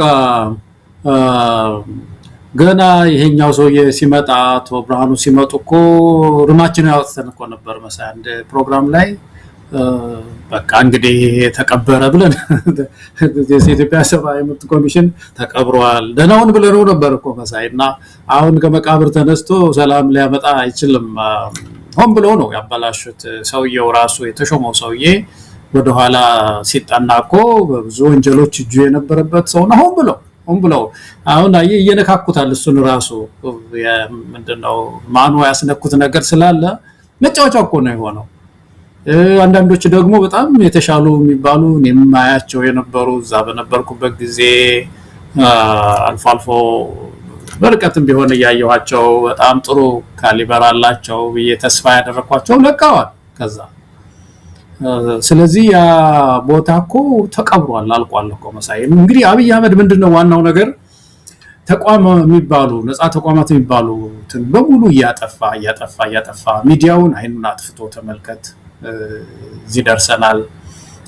ስለ ሚዲያ ነፃነት ያወራል። የኢትዮጵያ ቴሌቪዥን የኢትዮጵያ ምንድናቸው እነዚህ ከኢትዮጵያ ቴሌቪዥን ጋር ያሉ ስማቸውና ያላቃቸውን ብዙዎቹን እነሱን በሙሉ እኮ አሁን ስለ ምርጫ አንድ ዜና ስታቀርብ አንድ ጋዜጠኛ አዳምጣት ነበርና በቃ ስለ ፍትሃዊነቱ ነው የምትናገረው በልብ እሷ እኮ ዜና አንባቢ እኮ ናት። ምን አገባት እዛ ውስጥ አሁን እኮ ብለዋል ማለት አንድ ነገር ነው። አቶ ከሌ ምንድነው ምርጫው እንደዚህ አሉ ማለትም ትንሽ እንትን ነው እና እሷ ፈርታለች እና ስታነብ በቃ በኢትዮጵያ ውስጥ እንደዚህ አይነት ምርጫ ተደርጎ አይታወቅም። ህዝቡ በምርጫው ላይ ያሳየውን ተነሳሽነት በጣም ተደንቋል። ያቺ ደግሞ ጋዜጠኛ ያልኩ ቀደም ኢትዮጵያ መረጠች ለማለት የእውነትም አንድ ሴትዮ ግሉኮሷን ነቅላ መጣች የሚለው አሁን እኮ ይሄ ጋዜጠኞች እኮ ናቸው የሚሉት። ተቋሙን ማለት ነው። ተቋሞች ሚዲያውንም ያየህ እንደሆነ ነፃ በተለይ አሁን እንደ አራተኛ መንግስት የሚታየው ሚዲያውን ያየኸው እንደሆነ በቀረጥ የኢትዮጵያ ህዝብ ያቋቋመው ሚዲያ ያየኸው እንደሆነ ደግሞ ይሄ ትንሽ ገንጠል ብሎ መንግስትንም ቆንጠጥ ኮርኮም ሊያደርግ ይችላል ተብሎ የታሰበው ይሄ የሰብአዊ መብት ኮሚሽን ደግሞ የሞተውን ሰው ቁጥር እንትን ያደርገዋል። ተመልከት ወስዶ ብልጽግና ያወጣው መግለጫ በኢሰመኮ ስም ያወጣው በኢትዮጵያ ሰብአዊ መብት ኮሚሽን ስም ብልጽግና ያወጣው ሸኔ አጠፋ ይላል ፌደራል ፖሊስ። ይሄኛውን ኮሚሽን ደግሞ ሸኔ ነው እንደዛ ያደረገው ይላል። ይሄ አሁን በኢትዮጵያ ውስጥ በምን ሂሳብ ነው አንድ ጤነኛ ሰው ቁጭ ብሎ ሲያስበው ኦነግ ሸኔ በስርዓቱ ላይ ነው የተነሳው አይደለም? ይሄ ስርዓት መለወጥ አለበት። ለኦሮሞ ህዝብም አይሆንም። አሁን ደግሞ የምሰማቸው አንዳንድ መሪዎቹን አዳምጣለሁ እከታተላለሁ በአጠቃላይ መተባበር አለብን እያሉ ነው ያሉት። ከአማራው ጋር መተባበር አለብን፣ ከትግራይ ካሉ ወገኖች ጋር፣ ከአፋሩ ቅድም ያልከው ህብረት መፍጠር አለብን የሚሉ መሪዎች እዛ ሄደው አማራን ሊገሉ ይችላሉ ብለን ጤነኛ የሆነ የፖለቲካ ሰው ይሄን ያስባል? ተመልከት። ይሄንን ግን አሁን ብልጽግና ሲያወጣው አይደለም እኮ የሚገርመን። ይሄ ገለልተኛ የተባለ ተቋም መንግስትን ቆንጥጥልን ተብሎ ለዚህ ምን ያደርግልናል? ምን ያደርግ ብልጽግና ያወጣው መግለጫ የሚያወጣ ከሆነ ምን ያደርግልናል? ትንሽ የሚያስደነግጥ መንግስትን የሚያስጠይቀው ፓርላማ የሚገትረው ወደ ፍርድ ቤት ወስዶ የሚገትረው ካልሆነ በስተቀር እና በአጠቃላይ የተቋማቻችን የታሰቡ ወገኖች አይናቸውን ሁሉ አጥፍቷቸዋል። የኢትዮጵያ እንባ ጠባቂ የሚባል አለ አይደለም መሳይ ደግሞ እኮ ስሙ እኮ ነው የሚገርመው። አሁን በቀደም አንድ ዓለም አቀፍ ዜና አንዳንድ ጊዜ ሰው ዓለሙም ተረድቶናል በጣም አሁን በምርጫው ላይ እንደሚዘብቱ ሁሉ በዚህ በሰላም ሚኒስቴርም ላይ ሲዘብት ነበር አንድ ጋዜጠኛና እቺ ምድር የሰላም ሚኒስቴር ሌላ ሀገር የሌለ የሰላም ሚኒስቴር የሚል ተቋም አቋቋማ ሰላም እንደራቃት ትኖራለች ብሎ ዘገበው። ፍየል ወዲህ ቅዝምዝም ወዲያ ነው እና የኢትዮጵያ ሰብአዊ መብት ኮሚሽን ከተቀበረ ቆይቷል። እንደገና መቋቋም ገለታው ያው የሰላም ሚኒስቴርን ስታነሳ ነው። በነገራችን ላይ አብዛኛው የሚኒስቴሩ መስሪያ ቤት ሰራተኞች ተቀንሰዋል፣ ተባረዋል። ምክንያቱም የሚሰሩት ስራ የለም። እንዳልከው ሰላም በጠፋበት ሀገር እንዲህ አይነት ሚኒስቴር አቋቁመ በጀት መድበ ምንም ስራ ማትሰራ ከሆነ ያው ውጤቱንም እያዩት ስለሆነ ነው። እንደውም ምናልባት አብይ አህመድ መንግስት የሚመሰርት ከሆነ በዚህ ባገኙት ባለው ምርጫ ከሚታጠፉ ሚኒስቴር መስሪያ ቤቶች አንዱ የሰላም ሚኒስቴር እንደሚሆን ነው ከወዲሁ እየተገለጸ ያለው። አጀንዳ ሆኖ መነሳት አለበት ብዬ አይደለም። እንዳልከው ነው የኢትዮጵያ ነገር ፍየል ወዲያ ቅዝምዝም ወዲህ ነው። ሰላም የለም፣ የሰላም ሚኒስቴር አለ። ድህነት እያማቀቃት ያለችን ሀገር ብልጽግና የሚባል ፓርቲ ይመራታል። ብዙ እንዲህ አይነት ተቃርኖችን ማምጣትና መደርደር የምትችለው ጉዳይ ነው። አንድ ፈገግ ያደረገኝ አንድ ነገር ትዝ ብሎኝ ነው። ማለት እንግዲህ ብዙ ጊዜ ስለምናወራ አጫውቼ እንደሆነ አላውቅም፣ ግን አዲስ አበባ ውስጥ በሰላም ሚኒስቴር አንድ ስብሰባ አዘጋጅቶ ነበር። ያኔ ሙፈሪያት ነበረች አንገስ አዘጋጅተው ጋበዙን እና ፓርቲዎች ተሰብስበን እዛ ላይ ጥያቄ ጠይቁ ተባለው። ውይይት ስናደርግ መጀመሪያ ያነሳው ጥያቄ ነበር። ያ ጥያቄ ምንድነው? ሰላም ሚኒስቴር የሚባል ነገር በመሰረቱ አስፈላጊ እኮ አይደለም በምድሪቱ ውስጥ። አሁን ለምሳሌ ሰላም በጣም ያስፈልጋል፣ እውነት ነው። ግን ለሰላም የሚሰሩ ፖሊስን፣ ትምህርት ቤትን፣ ሌሎችን ማጠናከር ነው። በእነዚህ ውስጥ ዲስትሪቢዩትድ ነው ሰላም እንጂ ለብቻው ወስደን ዝም ብሎ አንድ ኤንጂኦ ምናምን ሊሰራው የሚችለውን ልትሰሩት አትችሉም። ስሙንም ደግሞ ተለጠፋችሁት መንግስት ጋር ሰላም የሁላችን ትብብር ውጤት ነው ምናምን ስል ማናትች መፈሪያት ተታችን ወደ ኋላ ዞራ ተጠምዝዛ መልስ ትሰጠኛለች። እንደዚህ ብቆ ብትናገር ምንም እኔ ለያየች ተጠምዝዛ ነውና በጣም ያሳቀኝ። ግን የሷ አማካሪ ለዚህ መልስ ይሆናል ብሎ ያመጣው ነገር ነው ትንሽ ፈገግ ያደረገኝ። ምን አለ? ያ ሌሎች ሀገሮች ልምድ መታየት አለበት። ሰላም ሚኒስቴር ወንድሜ በአለም ላይ የለም ማልክ፣ ግን መካከለኛው ምስራቅ ውስጥ የደስታ ሚኒስቴር የሚባል አቋቁመዋል አለኝና አይ እንደች ምድር አልኩኝ። እንደው ደስታ ሚኒስቴር በኋላ ቼክ ሳደርግ እውነትም አንድ ሀገር የዚህ ለኮሜዲያን ህዝባቸውን በጣም ስላጠገቡት በኢኮኖሚ መሳይ ደግሞ በምን እናስደስተው ብለው ለካ አቋቁመዋል።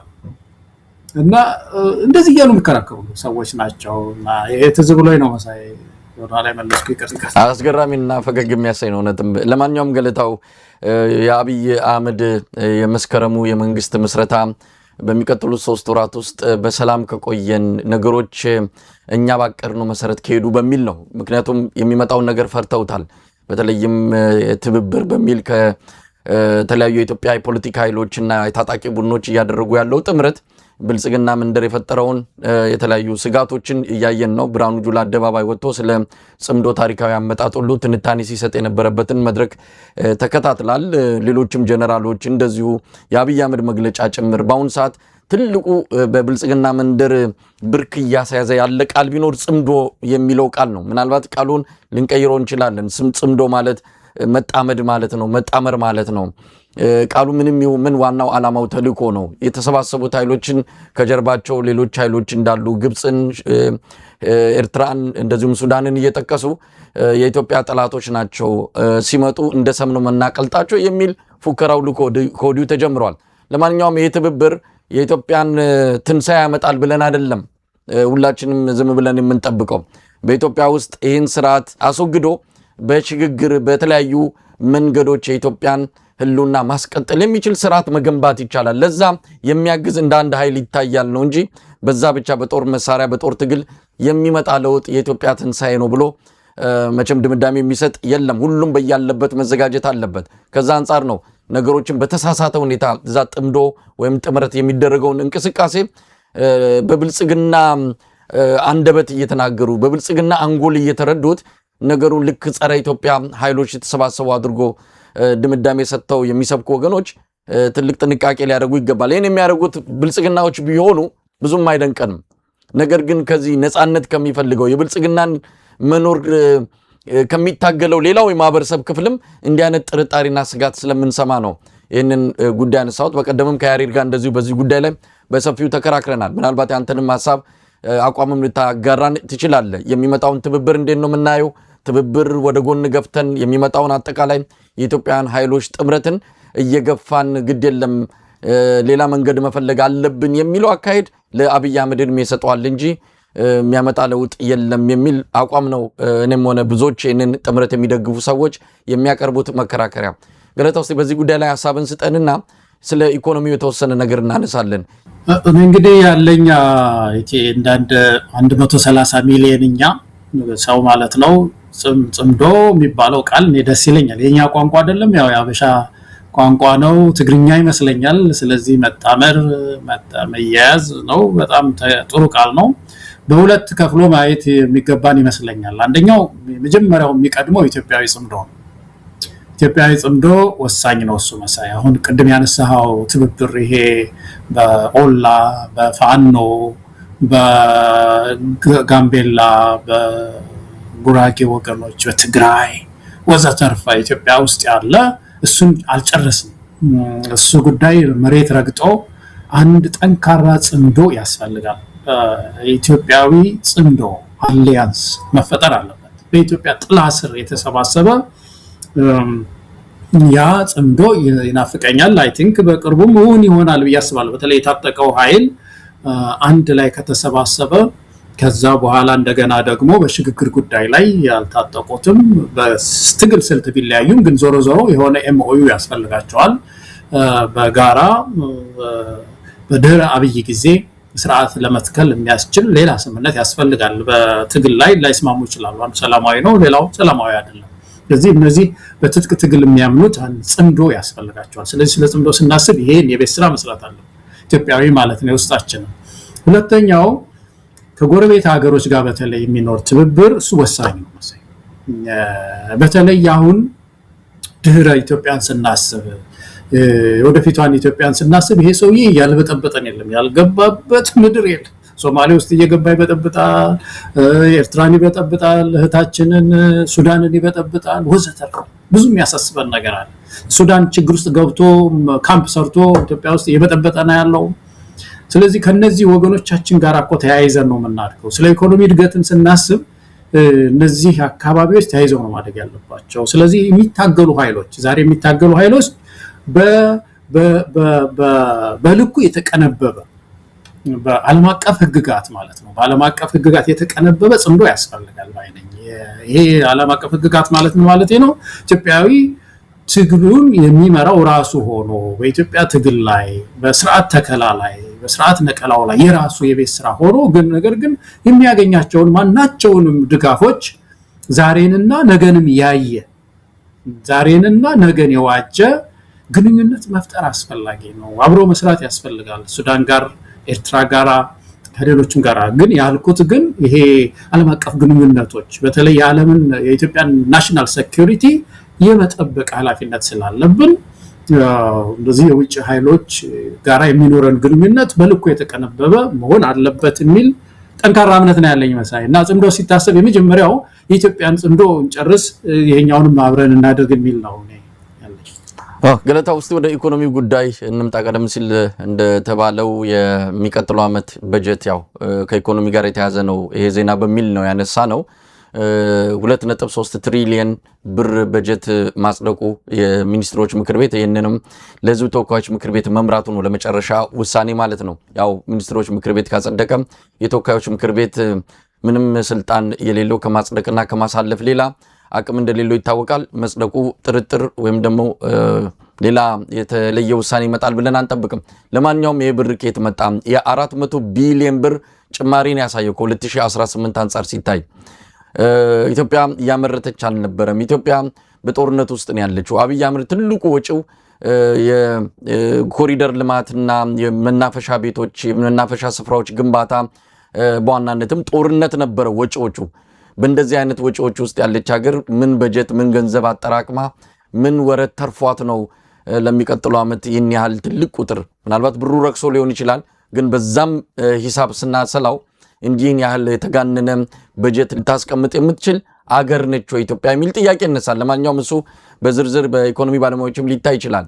እንግዲህ ሰሞኑን እየሰማን ያለው አበዳሪ ተቋማት ኢትዮጵያን ሊከሱ እንደሆነ ተሰምቷል። ይሄ በዩሮ ቦንድ ሲከራከሩ የነበረው ጉዳይ ተቀባይነት አላገኘም። ስለዚህም ወደ ክስ እንሄዳለን ብለዋል አበዳሪ ተቋማት። የዓለም አቀፉ የገንዘብ ድርጅት ያቀደውን ተጨማሪ ገንዘብ ደግሞ ለአብይ አህመድ አገዛዝ ሊሰጥ እንደሆነ ታውቋል። ያው በተቀደደ በርሜል ላይ ገንዘብ የማፍሰስ ያህል ነው የዓለም አቀፉ የገንዘብ ድርጅት እያደረገ ያለው ነገር። የት ላይ እንደሚፈስ የት ላይ እየተሰራ እንዳለ በግልጽ እየታየም ይገኛል። በቅርቡ አዳነች አቤቤ በአንድ በተሰራ የልማት ስራ ብለው ባስተዋወቁት እዚህ በኮሪደር ጋር በተያያዘ ነው የተናገረችውን ነገር ቶሎ ብለው ከሚዲያው ላይ አጥፍተውታል። ገንዘቡ ከየት መጣ የሚለውን ጥያቄ በትክክል የሚመልስ ነው። ሳታስብ ተናግራ ሊሆን ይችላል።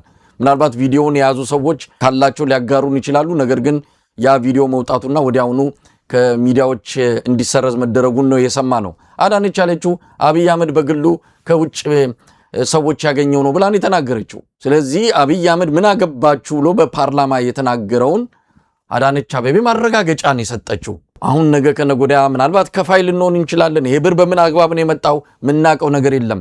የተባበሩት አረብ ኤሚሬትስ እንደፈለገች አገሪቱን የምታምሰው ይሄን ውለታ ስለዋለችም ሊሆን ይችላል። በዚህ ውለቷ ልክ ኢትዮጵያን እንደዚህ አድርጋ በከፍተኛ ደረጃ ህልውናዋን አደጋ ውስጥ እንዲገባ ያደረገችው አብይ አህመድ በጎን የሚወስደው ገንዘብ ሊሆን እንደሚችል ቀድመን ስንናገር የነበረውን ማረጋገጫ የሚሰጥ እሱም ተናግሮታል ባለፈው። ትክክለኛ የገንዘብ ምንጩ ከየት እንደሆነ እንረዳለን። ግን ኢኮኖሚውን እንዴት ታየዋለ? እንደዚህም ተብሎ ኢትዮጵያ ደቀቀች። ሰው ትከሻው ወገቡ ጎበጠ፣ ተሰበረ፣ መንቀሳቀስ አልቻለም። በእንቅርት ላይ ጆሮ ደግፍ እንዲሉ የሚመጡት እርምጃዎች የሚወሰኑት ውሳኔዎች ደግሞ የበለጠ ለኢትዮጵያውያን ድቅድቅ ጨለማ ይሆኑበት እንዳለ ነው የተረዳ ነው። ዓለም አቀፉ የገንዘብ ድርጅትም ግብር እንዲጨመር፣ ታክስ እንዲጨመር፣ ድጎማዎች እንዲቀነሱ፣ የብር የመግዛት አቅም የበለጠ እንዲዳከም ውሳኔዎችን አስተላልፏል። ያው ውሳኔ ነው የምንለው ማማከር አይደለም፣ ምክንያቱም ትዕዛዝ እየሰጠ ስላለ። እንዴት እየተከታተልከው ነው ኢኮኖሚው? አብይ አህመድ የኢትዮጵያ ሕዝብ ስለ ኢኮኖሚው እንዳያወራ፣ ስለ ኢኮኖሚው፣ ስለ ህመሙ፣ ስለ ኑሮ፣ ስለ ጓዳው እንዳያስብ በተለያዩ አጀንዳዎች እየጠመደው ነው። በሚቀጥሉት 2 እና 3 ወራትም የተለያዩ ጉዳዮች ይመጣሉ። ሰው ከኑሮ ጥያቄው፣ ከኑሮ መወደድ፣ ከተለያዩ ጉዳዮቹ ትኩረቱን እንዲያነሳና በአብይ አህመድ አጀንዳዎች እንዲጠመድ ተፈልጓል። መሳይ አንደኛው የመጀመሪያው ነገር ይሄ አሁን ተበጀተ የተባለው 2.3 ትሪሊየን ብር ካምናው ቀንሷል። ይሄ ካምናው እንግዲህ ሪል ኢንካም የምንለው አለ አይደለም፣ ይሄ እውነተኛው ገቢ ግሽበቱን አውጥተን ማለት ነው ስንለካው ያለው ካምናው ወደ $1 ቢሊዮን ነው የቀነሰው። ስለዚህ 400 ቢሊዮን ብልጫ አሳይቷል የተባለው ያው ገንዘብ ስለረከሰ ዋጋው ስላነሰ ነው። እንደዛ ነው። አሁን ባለፈው አመት እኮ ባለፈው ጊዜ የነበረው $15.9 ቢሊዮን ነበር በዶላር ሲታሰብ ማለት ነው። በወቅቱ በነበረው ምንዛሬ ተዘልቶ $15.9 ቢሊዮን ነበር። አሁን ዛሬ $14.8 ቢሊዮን ነው። ስለዚህ $1 ቢሊዮን ቀንሷል ማለት ነው። እና ይህንን መመርመር አለብን። ይሄ የኢኮኖሚ ባለሙያዎች በቀላሉ ይረዱታል። ነገር ግን አሁን ቅድም እንዳልከው መሳይ አንዳንድ ሰው ዝም ብሎ አንድ ወንድማችን እዚህ እናንተ ጋር ኢሳት ጋዜጠኛ የነበረው ወንድማችንም ይሄንኑ የተቆለለ እንትን ያለ ካምናው ይሄን ያልጨመረ ይል ነበር። እቺን አያነሳትም፣ እቺኛዋን አላነሳም። እና ይሄ እውነተኛው የሚባለው ቁጥር ይሄ ነው። በዶላር ተዘርዝሮ የአንድ ሀገር እድገት እና ኪሳራ የሚለካው በዛ ነው። ምክንያቱም ዓለም አቀፍ ገበያችን በዛ ስለሆነ ግንኙነቶቻችን በዚህ ላይ የተቀመረ ስለሆነ ማለት ነው። ስለዚህ አንዱ ነገር ይሄ ነው። ካምናው ዘንድሮ በ1 ቢሊዮን በሚደርስ ዶላር ወርዷል መሳይ። ይሄ የማክሮ ኢኮኖሚያችንን ችግር ያሳያል። ማክሮ ኢኮኖሚያችን በየቀኑ ነው በየጊዜው ነው እየቀነሰ የመጣው። በነገራችን ላይ በየአመቱ አብይ አህመድ ከመጣ ጊዜ ጀምሮ ብር ያሳይህና ዛጋ ወደዚህ ስትመጣ ደግሞ እየተንኮታኮተ ነው የመጣው። አንዱ ይሄ ነው። ሌላው መሰረታዊ ችግር በዚህ በኢኮኖሚ በተለይ ከማክሮ ኢኮኖሚያችን ጋር እና ከእድገት ቅዶች ጋር ፕላኒንግ ጋር የተያዘ ትልቅ ችግር አለ። ይሄ ምርጫን የሚመለከት ነው። ይሄ ትልቅ ችግር ከዚህ በፊት አንስተነዋል፣ አስታውሳለሁኝ፣ ተወያይተንበታል። የህዝብና ቤት ቆጠራ ጉዳይ ነው። አሁን ብዙ ጊዜ የህዝብ ቆጠራ ሲባል ህዝብ ብቻ ይመስለኛል። ህዝብ ብቻ አይደለም። በቤት ህዝብ በቆ ምንድን ነበር የሚባለው ድሮ? ህዝብና ቤት ቆጠራ ኮሚሽን እንደዚህ ነበር የሚባለው። እና በህዝብ ቆጠራ ጊዜ ሰው ብቻ አይደለም የሚቆጠረው፣ በሰውም በጣም ጥልቀት ያለው ቆጠራ ነው የሚደረገው።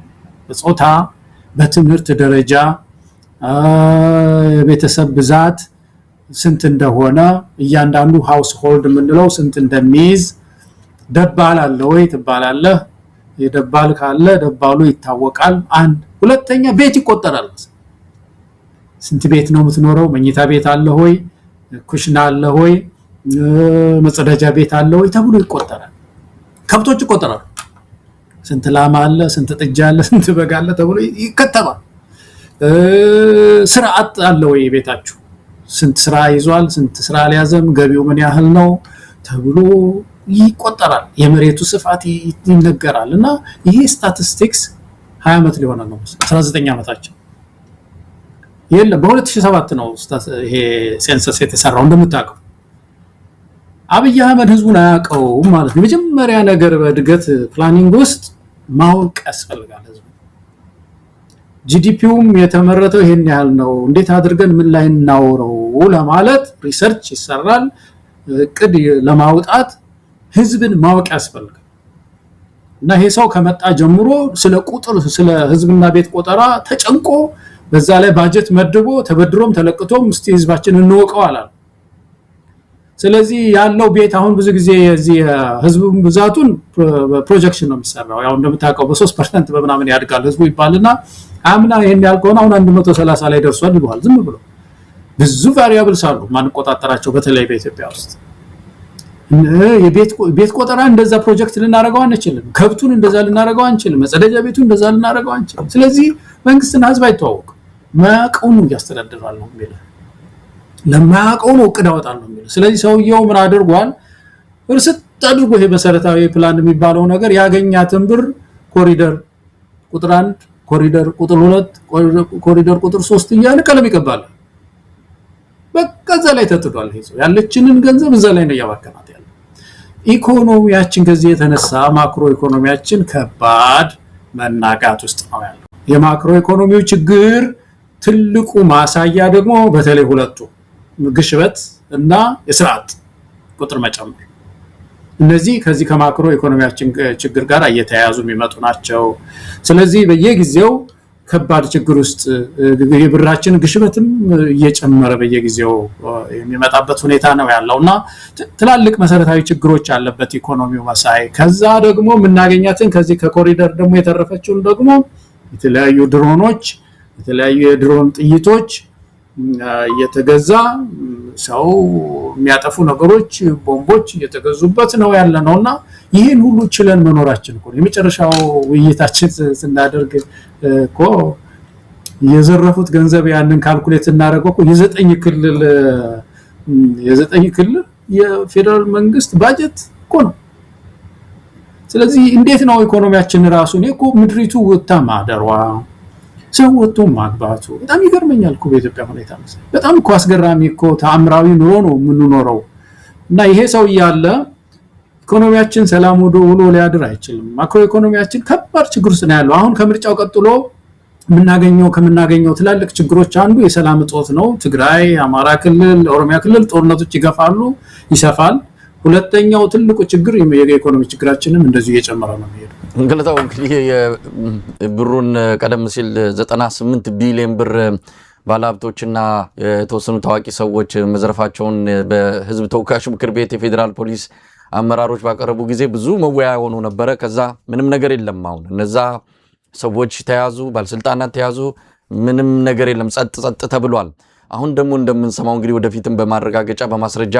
ሊወጣ ይችላል አንድ የክልል ፕሬዝዳንት ከ50 ቢሊዮን ብር በላይ የሚገመት በውጭ ምንዛሪ በኢትዮጵያ ብር 50 ቢሊዮን ብር የሚገመት ነው ወደ ውጭ ማሸሹ እየተነገረ ነው ዘረፋ ላይ ነው ያሉት ሰዎቹ ምንም ያባተ ቤት ሲዘረፍ አብረ ዘረፍ ውስጥ ነው ያሉት አብይ አህመድ አይናገራቸው ኢትዮጵያ በቁም እየተዘረፈች ነው ዘረፋው በማዕከልነት በጠቅላይ ሚኒስትር ጽፈት ቤት ነው አብይ አህመድ በዚህ ጉዳይ ላይ ማንንም እንደማያስር ይታወቃል እንዲሁ የጦስ ዶሮ ይፈልጋል የሆነ ትንንሽ በማንኪያ የጎረሱ ሰዎች ካሉ እነሱን በማሰር ሙስና ላይ እርምጃ ወስጃለሁ የሚል ስላቅ ይዞ ሊመጣ ይችላል ነገ ከነገ ለማንኛውም ወደ ትግራይ ጉዳይ እንሂድ ትግራይ ወደ ጦርነት ልገባ እንደምትችል ብዙ ምልክቶችን እያየን ነው ብቻዋን ትገባለች ወይስ አንዴ ነገሩ ከተነሳ ድብልቅልቁ ይወጣል በጋራ የምናየው ነው የአብይ አህመድ ጀነራሎች ሁኔታው እንዳሰጋቸው ተናግረዋል እንኳን አይደለም እንደዚህ ተያይዘው ተባብረው መተው ይቅርና አማራ ክልልም ኦሮሚያ ክልልም እኮ አልቻልንም ገለታው ይሄ በኦሮሚያ ክልል ሰሞኑን በኦላ የተማረኩ የአብይ ጸጥታ ኃይሎችን የሚያሳይ ነው በዚህ ደረጃ ነው እንግዲህ ሰራዊቱ እየተማረከ የሚገኘው ይሄን ነገር ማን ነው አሁን መልስ የሚሰጠው እንግዲህ የኦሮሚያ ጸጥታ ኃይሎች ናቸው እነዚህ ፌደራል ፖሊስም አለበት ልዩ ኃይልም መከላከያም አለበት ጥምር ጦር ነው የሚባለው ይሄ እንግዲህ በአንድ ውጊያ ላይ የተማረኩ ናቸው። በዚህ ደረጃ በኦላ የተማረኩትን ነው እያየን ያለ ነው። ፋኖ በየጊዜው ነው የፋኖን ቪዲዮዎች በየጊዜው ስለምናወጣው አዲስ ነገር አይደለም። በዚህ ደረጃ ሰራዊቱ እየተማረከ ነው፣ እየፈረሰ ነው። እንደውም ቃል በቃል ያሉት እንደው ቆመን ስንሄድ ያለን ይመስላል ሰራዊቱ እኮ ፈርሷል ነው። አንድ ጀነራል በቀጥታ ይህን ቃል ተጠቅሞ ነው ለአብይ አህመድ ስጋቱን የገለጸው። ስለዚህ ማን ነው ከትግራይም ሆነ ከየትኛውም ኃይል ጋር ከዚህ በኋላ ቆሞ ሊዋጋ የሚችል? ሰራዊቱ እኮ እየፈረሰ ነው። አብይ የተማመነው እንደዚህ ድሮኖችን ቴክኖሎጂዎችን ሊሆን ይችላል። ምናልባት እነሱ ለውጥ ያመጣሉ እያየን ነው። 2 ዓመት ሙሉ አማራ ክልል ደብድበው ሰላማዊ ሰዎችንም ገለው ድሮኖቹ ያመጡት ለውጥ የለም። አማራ ክልል ከ80% በላይ አሁንም አብይ አህመድ የሚቆጣጠረው ክልል አይደለም። ስለዚህ ሰራዊቱ ሊዋጋ የሚችልበት ሞራል የለውም፣ አቅም የለውም። ብዙ ነገር ያጣ ሰራዊት ነው። ለማንኛውም ትግራይ ላይ ያለው ሁኔታ እንዴት ታዋለ? የነደብረጽዮን ቡድን ያው አዋጅ አውጥተዋል። ከተት አዋጅ ነው ያወጡት። የትግራይ ወገኖቻችን አንዳንድ ወገኖቻችንን ሊወክል ይችላል የሚል አንድ ያየሁት ውይይት መነሻ ቢሆን ጥሩ ይመስለኛል። አሁን ለዚህ ውይይታችን እና ሊወክል ይችላል ስላሰብኩ ነው የውይይቱን ማነሳው። እና 2 ወገኖች ናቸው የሚወያዩት። በሚዲያ ነው መከታተል የነበረው። 2 የትግራይ ወገኖች ናቸውና ያንድ የትግራይ ሰው እንደምሳሌ ስም ወስደው ጎይቶም የሚባል ብሎ ነው ወንድማችን ያነሳውና ይሄ ወንድም ምን ምርጫ አለው በዚህ ሰዓት ብሎ አማራጭ ይሰጣል። እና ምንድነው አንዱ ከህወሓት ጋር መሆን ነው። ይሄንን ደግሞ ህወሓትን ስለደገፈው አይደለም። ህወሓትን ስለደገፈ ሳይሆን 2 መጥፎ ነገር መጣበት። አብይ አህመድ አለ እዚህ ፌደራል መንግስት፣ እዚህ ደግሞ አብይ አለና ለታክቲክ ለጊዜው ብሎ ይደግፍ ወይስ ደግሞ በተለይ ኤርትራን ጋር አብሮ ደግሞ መስራትን በሚመለከትስ ምንድነው ማድረግ ያለበት? ከኤርትራ ጋር ሰራለው ወይም ደግሞ ከኤርትራ ጋር አጣመራለው እንዳይል ከፍ ያለ ችግር ተፈጥሯል። በባለፈው ጦርነት ቀላሉ ማይጸዳ ችግር ውስጥ ገብተናል። ከአብይ ጋር ደግሞ ከመንግስት ጋር ለስራ ቢላንድ የጎይቶ የሚባለው ወንድማችን አብይ አህመድ ጄኖሳይድ ነው የፈጸመው ኢትዮጵያ ውስጥ ማነው ትግራይ ላይ። ስለዚህ ለመሆኑ የዚህ የጎይቶም ወንድማችን ምን ትመክረዋለህ? ይሄ የብዙ ትግራዋይን ኮንፊውዥን ወይም ደግሞ ግራ መጋባት የሚያሳይ ነው የሚል ነው የተነሳው ውይይትና በዚህ መካከል እኔ እንዳንድ ኢትዮጵያዊ ወንድምነት የተሰማኝ ነገር አለ። የተሰማኝ ምንድነው ሌላ ምርጫ አንድ ትልቅ ምርጫ እንዴት ይቀራል? አንድ ትልቅ ምርጫ እኮ ነበር እዛ ውስጥ። ያ ትልቅ ምርጫ ምንድነው? ከሌሎች ኢትዮጵያውያን ጋር መተባበር፣ ከፋኖ ጋር ከኦላ ጋር ከሌሎች ጋር ተባብሮ በምድሪት ውስጥ የሥርዓት ለውጥ ለማምጣት ጎይቶም ይሄን ማሰብ አለበት እንጂ ጎይቶም አንዱ ምርጫው ዋናው ምርጫው እንደውም ይሄ ነበር መሆን ያነበረው። እና ይሄ ነገር እዛ ምን ይዞ ይሄዳል እነሱ ጋር? እንግዲህ እነዚህ ኃይሎች የታጠቁ ኃይሎች ናቸው። የታጠቁ ኃይሎች ደግሞ ሰራዊት አላቸው። ስለዚህ ሲተባበሩም በዛ ደረጃ ነው። ጎይቶም የሆነ ህወሓት ውስጥ ካልገባ ወይም ቲዲኤፍ በሚባለው የተደራጀ የታጠቀ ኃይል ውስጥ ካልገባ በምን ሄዶ ከነዚህ ኃይሎች ጋር ይገናኛል ነው። ምናልባት በዛ ደረጃ ተመልክተኳል። በተናጠል ትግራይ ውስጥ እኮ ምርጫ የሌለው 2 ነገር መጣላቸው። አንተ እንዳልከው ወይ ብልጽግና ነው ወይ ህወሓት ነው። ስለዚህ ያለው አማራጭ የታጠቀ ቡድኖች ስለተጣመሩ ነው ይሄንን ያነሳውልህ። የሆነ የፖለቲካ ኃይሎች ወይ የሆነ ስብስብ ቢሆን ጎይቶም የፈለገበት ሄዶ መርጦ መግባት ይችላል። አሁን ግን በዛ ደረጃ ለጎይቶም የቀረበ አማራጭ አለ ወይ? እኔ አሁን የጎይቶም በጣም ኢንተረስት ያደረገኝ ነገር አንደኛው ነገር ይሄ ሰው ይሄ ጎይቶም እኮ ህወሓትን አይደግፍም ነው የሚለው ወንድማችን። ነገር ግን ታክቲካሊ ሆነ ልደግፍ ወይ ነው ያለው ያለው ሐሳብ ያዘው ነው። ግን አንድ ነገር ማሰብ ያለብን እኮ እዛ ውስጥ ትግራይ ውስጥ እኮ ወጣቶች አሉ። እነዚህ ወጣቶች በአዲስ መንፈስ በአዲስ ራዕይ መደራጀት አለባቸው። ተደራጅተው ድርጅት ደግሞ ከሌላው ጋር አብሮ መስራት መቻል አለባቸው። ህወሓት እንግዲህ እንደምታውቀው ህወሓት ክልሉን በጣም ተቆጣጥሯል። በፊትም ያሰፈነው ፍርሃት አለ በትግራይ ከሌላው እኮ በኢትዮጵያ በተለየ ሁኔታ ህወሓት የትግራይ ህዝብ ብቸኛ ድርጅት ነው የሚል መንፈስና እስከ ቤት ድረስ 5-1 ጠርንፎ እናት አባቱን ወላጅ ልጆቹን የሚሰልልበት ሁኔታ ነውና ፍርሃት አለ። በዛ ፍርሃት ድባብ ውስጥ በዚህ አይነት ቁጥጥር በዚህ የታጠቀ ኃይል ውስጥ አንድ ጎይቶም ከማን ጋር ሄዶ ይደራጅ? ምን ነፃነት አለ? ቢደራጅ እኮ ቀድሞ የሚያጠፉት እሱን ነው።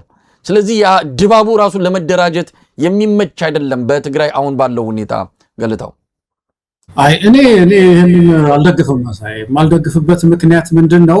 ይሄ ስትራቴጂክ የሆነ አላያንስ ማሰብ ጥሩ ነው። ስትራቴጂክ የሆነ አሁን ዝም ብሎ አብይ አህመድን ስለጠላ ነው ብቻ ሳይሆን ስርዓት ተከላ ማሰብ አለ።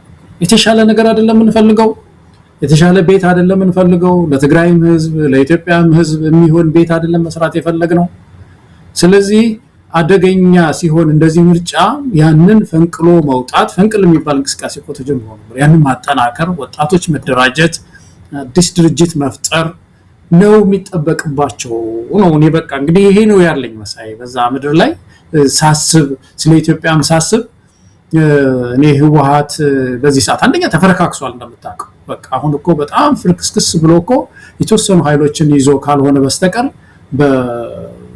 በብዙ ኃይሉ የተመታ ነው ያለው። በስትራቴጂ ችግርም ከትግራይ ህዝብ ጋር የተፋታ ነው ያለውና የማይሆን ነገር ይዞ መንቀሳቀሱን ትቶ ይሄ ጎይቶም ወንድሜ ውስጥ ለውስጥ እየተደራጀ ከአገሩ ናት ኢትዮጵያ።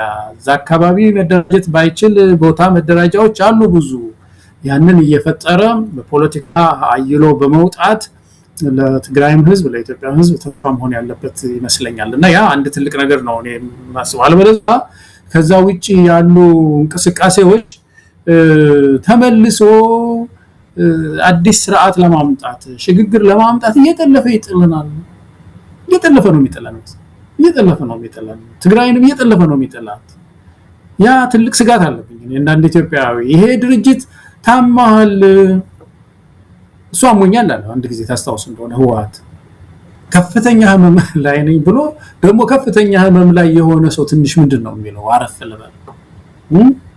እሱ እኮ ያ ቅድም የተባለው ግሉኮስን ነቅሎ መጣ እንደ ለምርጫ መጣ እንደተባለው እኮ ህወሓት እኮ እንደዛ የሚያደርግ እኮ ነው። ታምሜም ውስጤ ተበላሽቶ ምንም ቢሆን ከኔ ውጭ የሚሆን ነገር የለም ባይ ነው። ይሄ ትክክል አይደል? ፋንዳመንታል የሆነ የነጻነት ችግር አለ።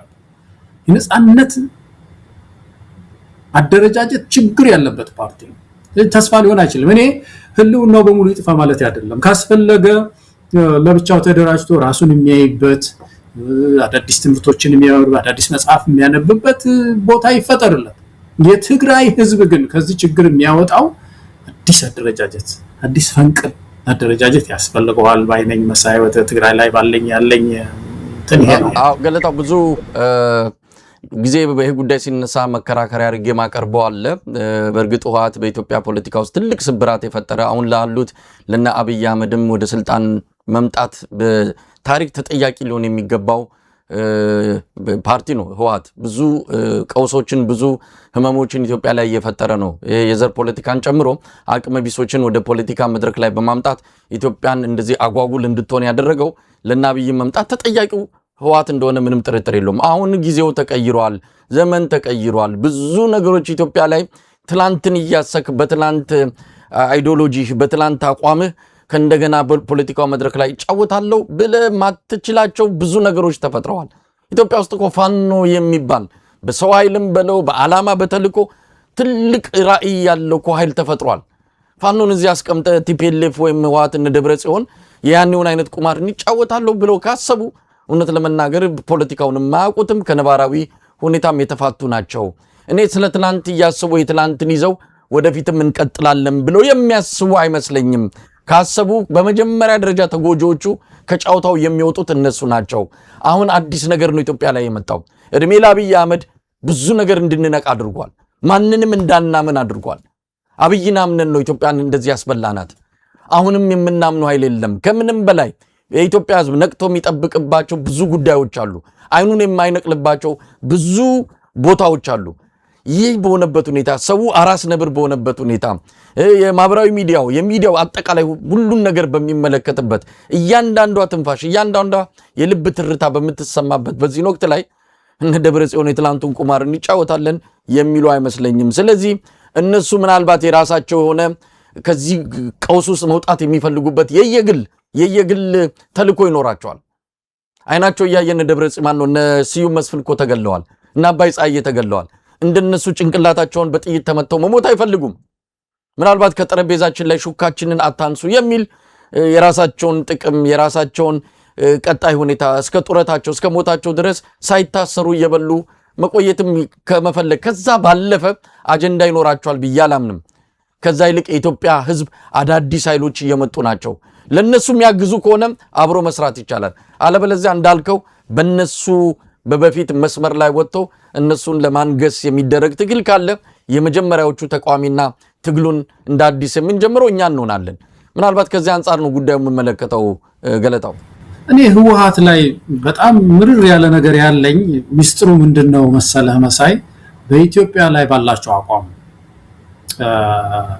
ምንድነው አሁን ደብረጽዮንን ወደ ኋላ ያየው እንደሆነ አብይ አህመድ እንደመጣ ሰሞን ወልቃይትን በሚመለከት ምን አለ እኛ ወልቃይት አማራ ወሰደው ትግሬ ወሰደው ኦሮሞያስ ቢሆን ህዝቡ ሰላም ይሁን እንጂ ምን ችግር አለው ሲል የነበረ ሰው እኔ ፈውስ የመጣ መስሎኝ ነበር በቃ ምድሪቱ እንግዲህ የፖለቲካ ሽግግር የሚባለው ይሄ ነው እንካፈል ነው የተቸገርነው እና የነዚህ ሰዎች እየተማሩ ነው ትላለ ቆይቶ ደግሞ ህወሓት እየተገፋ ሲሄድ ደግሞ ሐሳቡን ቀይር ያደረገና የመገንጠል ጥያቄ ያነሳ አሁን አንዳንድ ህወሓት ላይ የነበሩ አንዳንድ ሰዎች አሁን ጀነራል ክንፈ አንድ ጊዜ ሲናገር ሰምቻለሁ ካልሆነ እንደውም እንገነጠላለን ወደ ኤርትራ እንሄዳለን ይላል እዛ ውስጥ ያሉ አንዳንድ ሰዎች ምን የፖለቲካ ሽረት አሳዩ አንድ ትግራይን በሚመለከት አላማቸው ምንድነው ራእያቸው ምንድነው ሁለት ኢትዮጵያን በሚመለከት ኦሮሞን በሚመለከት አማራን በሚመለከት ጋምቤላውን በሚመለከት ምንድነው ራእያቸው ከችግር ተምረው ከሆነ